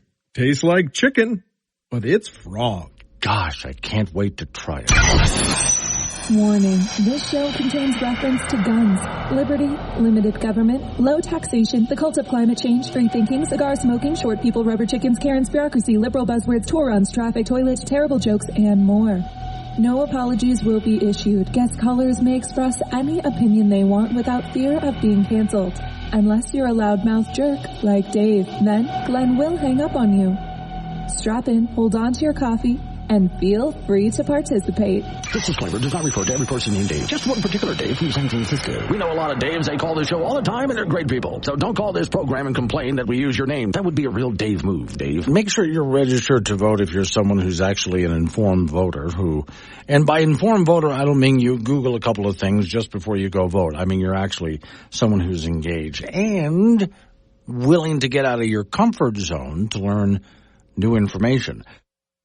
Even listen to people you don't agree with, to get new information so you can be a well-rounded, informed voter. Then, if that's the case, make sure you're registered in the state of Wyoming, and today's the deadline for that. In the past, people were, on primary day, allowed to switch parties, vote and switch back. And so there's a lot of crossover voting since most of Wyoming is Republican. Other parties, which not just Republican and Democrat, there's more parties than just that in the state of Wyoming. By the way, are you aware of all the parties? I was saying for a while Green Party, but I don't think they're around in Wyoming anymore. Wyoming political parties include Republican, Democrat, Libertarian, Constitution Party, and the No Labels Party. Those are the parties in Wyoming. And since in many locations the only people running for office are Republicans, people jump party lines and vote and go back. I look at that as meddling in the Republicans' primary. If your party didn't put up candidates in your district, it's not the Republicans' fault. So, to try to put a stop to that, today is the deadline to register. Make sure you already are. If you voted in the last election and you haven't moved, you probably are. If you didn't vote in the last election or you're dead, we don't allow dead people to vote in Wyoming. Some other states do, but Wyoming doesn't. And if you moved out of the state, if they think you did, they might have removed you. So it's a good idea to check to make sure you are registered to vote today. And if you're not someone who is an informed voter, you tend to just get a guess on the ballot. Remember my Stay Out the Vote campaign. The Stay Out the Vote campaign, it asks people to not join in if they are not going to be an informed voter. Because while you do have a right to vote, you also have a responsibility as a voter. Do you pay much attention to politics? So what, do you get your news from Facebook, Twitter, maybe some late-night comedy show? Do you even have any idea who your senator is? Who's the vice president? So how do you decide who you're going to vote for? What, do you flip a coin? Every election season, there are get-out-the-vote campaigns, asking completely unqualified voters to show up at the polls at the last minute and flip a coin. If you've spent the past few years completely uninformed and out of the loop, then do your country a favor. Don't show up at the polls. Don't vote. Take the day off. Go to the beach. Hang out at your local bar. Watch a ball game instead. Or check out some reality TV. Our nation's in sad shape because people like you have been voting. So this year, do your country a favor. Stay home. Stay out of the vote. America is depending on your apathy. Brought to you by the campaign to promote uninformed voter apathy. Now, here's the thing. I get to go to Weston County now for this next caller. But I have to tell whoever's on the phone here, Miss Mary went ahead to type up that you were on the phone to talk to me, but then she immediately forgot your name. So. That's okay. I'm Carl. Hi, Carl. She should remember that name. I have a rubber chicken named Carl. Anyway, go ahead, Carl. What you got? Okay. Something that they did not put in that article that you read this morning was, according to the Wyoming Constitution, Article 3, Section 3, says that each county shall have one representative and one senator. Here in Weston County, we have a senator from Campbell County in the northern half, a senator from Goshen County in the southern half, a representative from Crook County in the northern half, and a representative from Weston County in the southern half, right? Which does not give us one senator and one representative in our county. That's interesting. Okay, so this would be, I would guess, then a constitutional issue, wouldn't it? Yes, it is. All right. So have you thought about maybe a lawsuit or something? How would you handle this? Well, there's several ideas have been thrown out. We thought we would try through the county commissioners first, make the statement that's what we want, and to get back to the Constitution, and then see where it goes. If somebody sues, what kind of, I guess, feedback or trouble pushback we'll get in. Okay. This is going to be interesting then. Okay, so you're saying I dare you. Mm-hmm. Okay. We want you to, when is it the time to follow the Constitution? That is right now. And if you're not following it, then you need to. So we need to push these people to do that. Okay. Now, do you have a deadline for this that you're trying to get it done, or are you just waiting for the lawsuit? Well, we had thought we were going to have a vacate on those two positions and try to get on the ballot this fall. Okay. But we may have to adjust that. Okay. So what happens, let's say you get your representatives there, and they show up, let's say in the House of Representatives, and there's not a chair. They'll have to put a chair in. Okay. It's that simple. Yeah. For the senator as well. That's what it says in the Constitution. Okay. Whoever screwed this up, I would like to thank them for the show prep, because this gets really interesting, doesn't it? But, okay, yes, it does. Yeah, you got to make sure. Now, again, you're talking both House and Senate, right? Right. Okay. All right. Because our senator, like I'm in the southern half in Newcastle. Right. Our senator is in Goshen County. Right. You go across the highway 16 into the northern half, their senator is in Campbell County. Okay. My representative lives in Weston County, so I can talk to him. I know him, so I can go see him. Yeah. But Crook County is the northern half. Right. So in order for those people to visit with us, they need to come to our county, right? Yeah. Or we need to go to their county. So it's travel either way. Okay. What have you tried, and I would bet that you have up until now, you must have tried talking to the legislative body, to the governor, tried other venues before you tried this. Well, we put it out and talked to a couple of representatives and senators. They backed it up. Then we had a meeting with the county commissioners, talked to them, and then submitted the resolution. They decided they wanted to study it, and so we went back to a county commission meeting a month later, and they approved the resolution. Okay. I'd like to do something, if you don't mind. I'm going to have to let you go here, but if you call back 888-97-WOODS and give Miss Mary your information, contact information, so because I want to track this, and I'd like to keep in contact with you if I can. Okay, that'll work. All right. Thank you very much, sir, for calling in. I appreciate it. You're welcome. Have a good day. Yeah, okay. So, Mary, his name is Carl, like my like my rubber chicken. Rant alert to everyone telling me to go drink bleach. I'm not thirsty. Well, that image is going to stick with you all day. Wake up, Wyoming, with Glenn Woods on K2 Radio. Got something to say? Chat him on the Wake Up Wyoming mobile app or call 888-97-WOODS.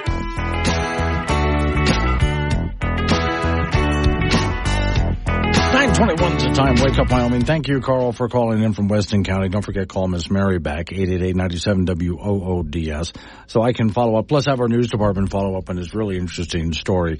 Now, we were doing this during the Stay Out the Vote campaign, and this is your opportunity. I'm really driving this home today. You need to make sure you're registered to vote or get registered and pick your party, because it's the party you're going to be with all the way through the primaries and the general.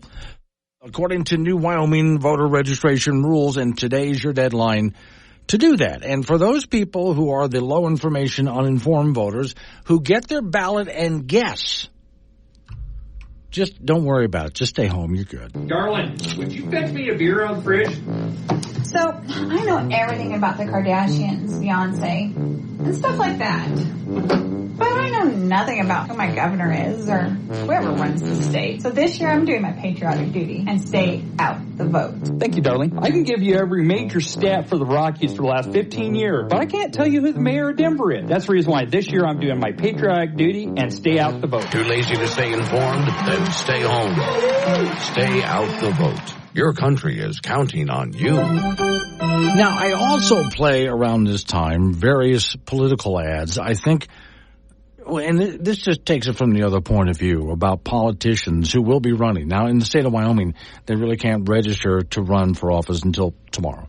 That's when they're allowed to. Okay, so that way you have to pick your political party blind. You don't know who's really going to be in the race or not. What if all politicians were really just upfront and honest about who they are and what they know, where their expertise was to run for any political office? My name is Carl, and I'm running for Congress in your district. I'm not an expert in anything. Nothing. Not a thing. But I sure know how to look like I know what I'm talking about, and that's why I'm electable. I'm not an expert on guns, or finance, or science. Heck, I flunked science in school 3 times. I know nothing about automobiles or engines of any kind. I know nothing about energy, gas, coal, oil, green energy, and whatever that means. I've never held a gun in my life, and actually I'm kind of scared to. But if you elect me into office, I promise to pass laws regulating everything that I know nothing about. I promise to act like the expert that I never really could be, because I cannot pass the test to get a job in that field to save my life. But I can regulate it. Yes, that's what America needs today. Experts in nothing to regulate everything. After all, isn't that what government does best? Yes, it is exactly what government does best. Now, there are going to be those political campaigns where they have I hate these ads. Just the worst possible ads. You know, when they try to sell you some product and they show you what it was like before their product, and everything is in black and white, and people are dressed in really horrible clothes with dirty faces and messed up hair. But then afterwards, everybody is in full color, wearing nice clothes, and their life is dreamy because of this new product. That's how politicians run their ads today. This election, your choice couldn't be more important. Our candidate is in flattering lighting and full bright color. Their candidate is in grainy high contrast black and white, spotted through a telephoto lens from behind a bush, coming back from God only knows where. Our guy points at the horizon and holds a baby. Their guy doesn't have a baby. Their guy has a golf club. The voiceover for our guy is calm, measured, bright. Their guy gets the lower register, and sometimes we slow down. Our guy has clean headlines and the beautiful lens flare America needs. Here's a scary graph over a photo of their guy awkwardly laughing. Snap zoom. Do you want a snap zoom like that in office? Here's a photo of our guy saluting military veterans. Jump cuts, flashes, static, aggressive colors. You can't trust a guy with graphics like this. Our guy gets stock footage of sunrises and an American flag. Their guy's flag is upside down and on fire, intercut with overdue bills, war, and a crying baby. Our guy gets doctors and astronauts and stimulus checks. Flatline, an eagle, hurricane, the Statue of Liberty, crime scene tape, Ronald Reagan, a girl running in a wheat field to escape a dangerous sexual predator, welding, atomic bomb. This election, the choice is yours. Their guy or our guy. Inspiring slogan. Now, of course, I always have to play the Gil Fulbright commercials every election cycle. Every day, Americans are suffering under a burden of astronomical health care costs. If I'm elected, there's probably not a whole lot I can do about it. Because you see, the health care industry, they donate over $73 million to politicians every year. So my plan is just to push their agenda so they'll keep that money coming my way. The way I figure it, this health care thing, it's not a big priority. But don't worry about me, because once you vote me in, I get great benefits. I hope a gym membership, too. I'm Gil Fulbright. For the right price, I'll approve any message. Yeah, and of course, I always love the commercial that I play with Gil Fulbright's wife. Hi, I'm Gil Fulbright, and I approve of whatever it is my wife is about to read off of this teleprompter. Hi, I'm a politician's wife delivering a focus group message from what looks like the cover of Architectural Digest. I'm not behind a podium or out speaking with real people because as a prop, I'm best positioned in the home where I can conform to gender norms and exhibit aspirational family values. My practice smile should tell you all's well with the Fulbright house, while my lifeless eyes betray my disgust with my husband's backroom dealings with shady political cohorts. People ask me all the time, what's it like to be a politician's wife? Well, it's a privilege to be a part of the soul-eating circus known as the political machine. That is, once you've given up your dreams of doing something meaningful or worthwhile. So, probably what it feels like to be a voter. Crushed it. Crushed the tier, dude. Did you see that? Oh, my God. Yeah, so that's what it's going to be like as we get into this political season, which is officially underway. And by the way, your presidential candidates have decided to go ahead and meet for at least 2 debates, which ought to be interesting. Because that means they got to make sure Biden gets plenty of nappy poos in and jack him up on whatever they shot into his butt the last time he gave the State of the Union address. All right, coming up on local news. Update on your weather forecast after that. You and I get back into it. 888-97 Woods, the phone number, 888-97 WOODS. Wake Up Wyoming.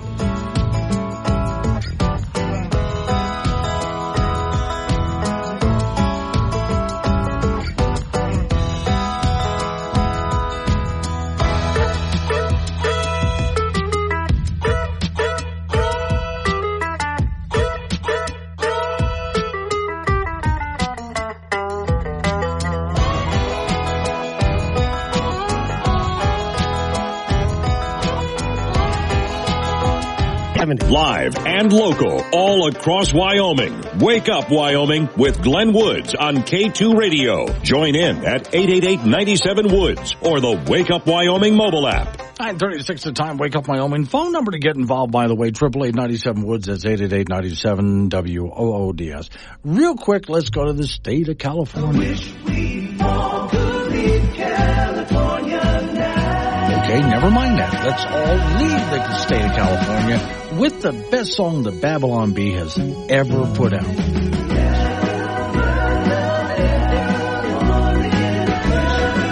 Now, I wrote a book. It's a novel. It's the latest work that I came out with.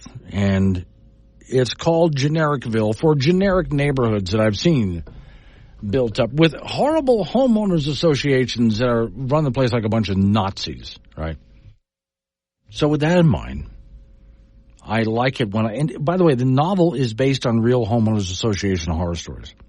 So if you're reading Genericville, which you can get at, local bookstores or on Amazon, as you read it, you might think some of this is over the top. Well, the characters are fictional, but the stories all come from real homeowners association horror stories.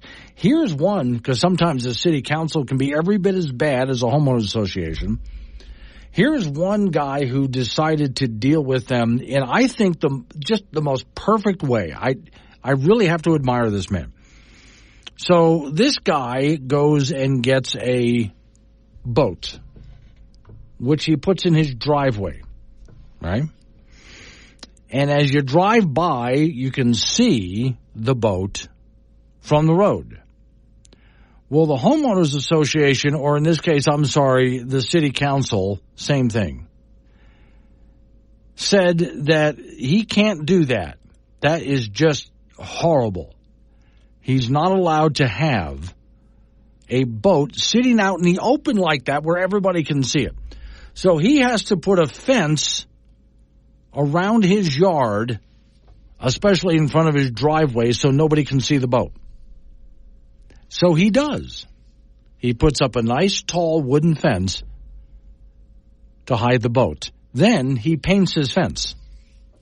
And he paints his fence, being sort of an artistic guy, with what looks like his boat sitting in the driveway. So if you look at the fence, it's a really well-done painting.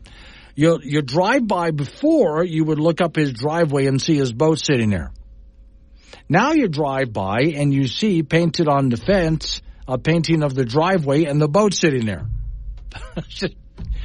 This guy, I really have to admire him, and the painting looks so good. I mean, it really is a very three-dimensional painting. I really have to admire this guy. They can't get on his case. He put up a fence to hide his boat like they demanded, and he painted his fence like they demanded.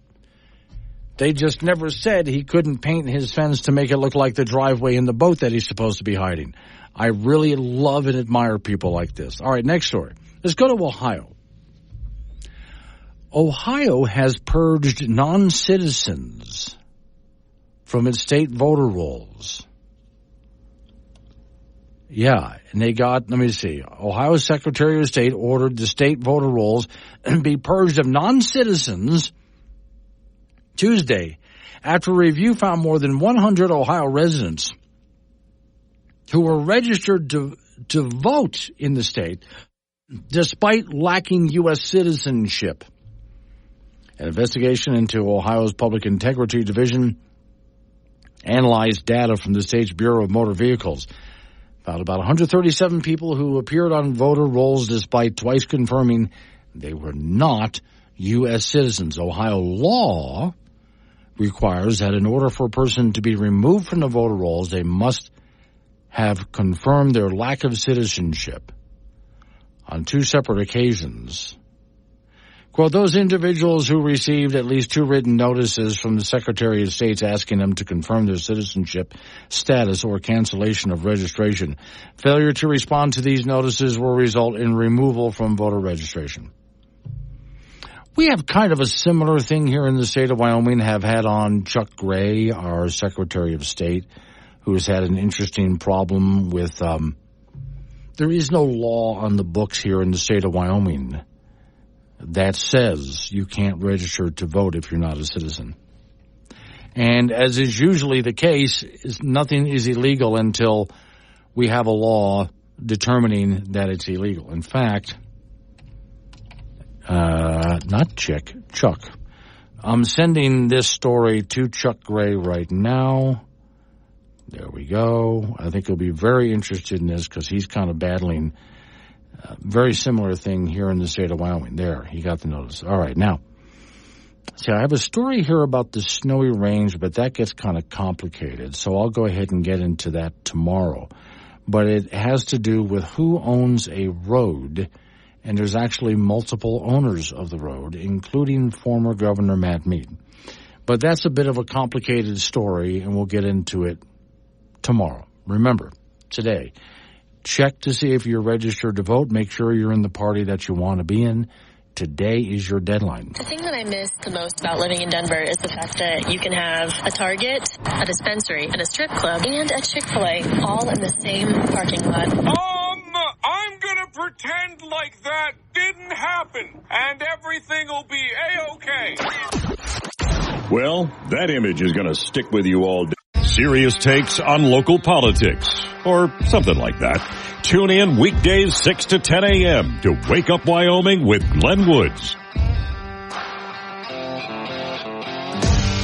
Coming up on 9:48, Wake Up Wyoming, off to the icebox we go. Frank Gambino is waiting by. Frank, I just came across this very strange picture. It's from back in like the 1950s. It's one of those, rock and roll bands. Yeah. Yeah. And they're wearing suits and ties. Yeah, that was their attire then. Yeah. Bill Haley and those guys. Yeah. Oh, yeah. Okay. Oh, yeah. Boy, things sure have changed, Frank. I don't see a single tattoo. No, there's no tattoos. And they all have their original hair color. Yeah, they're all, and their clothes are not ripped up. No, they're not.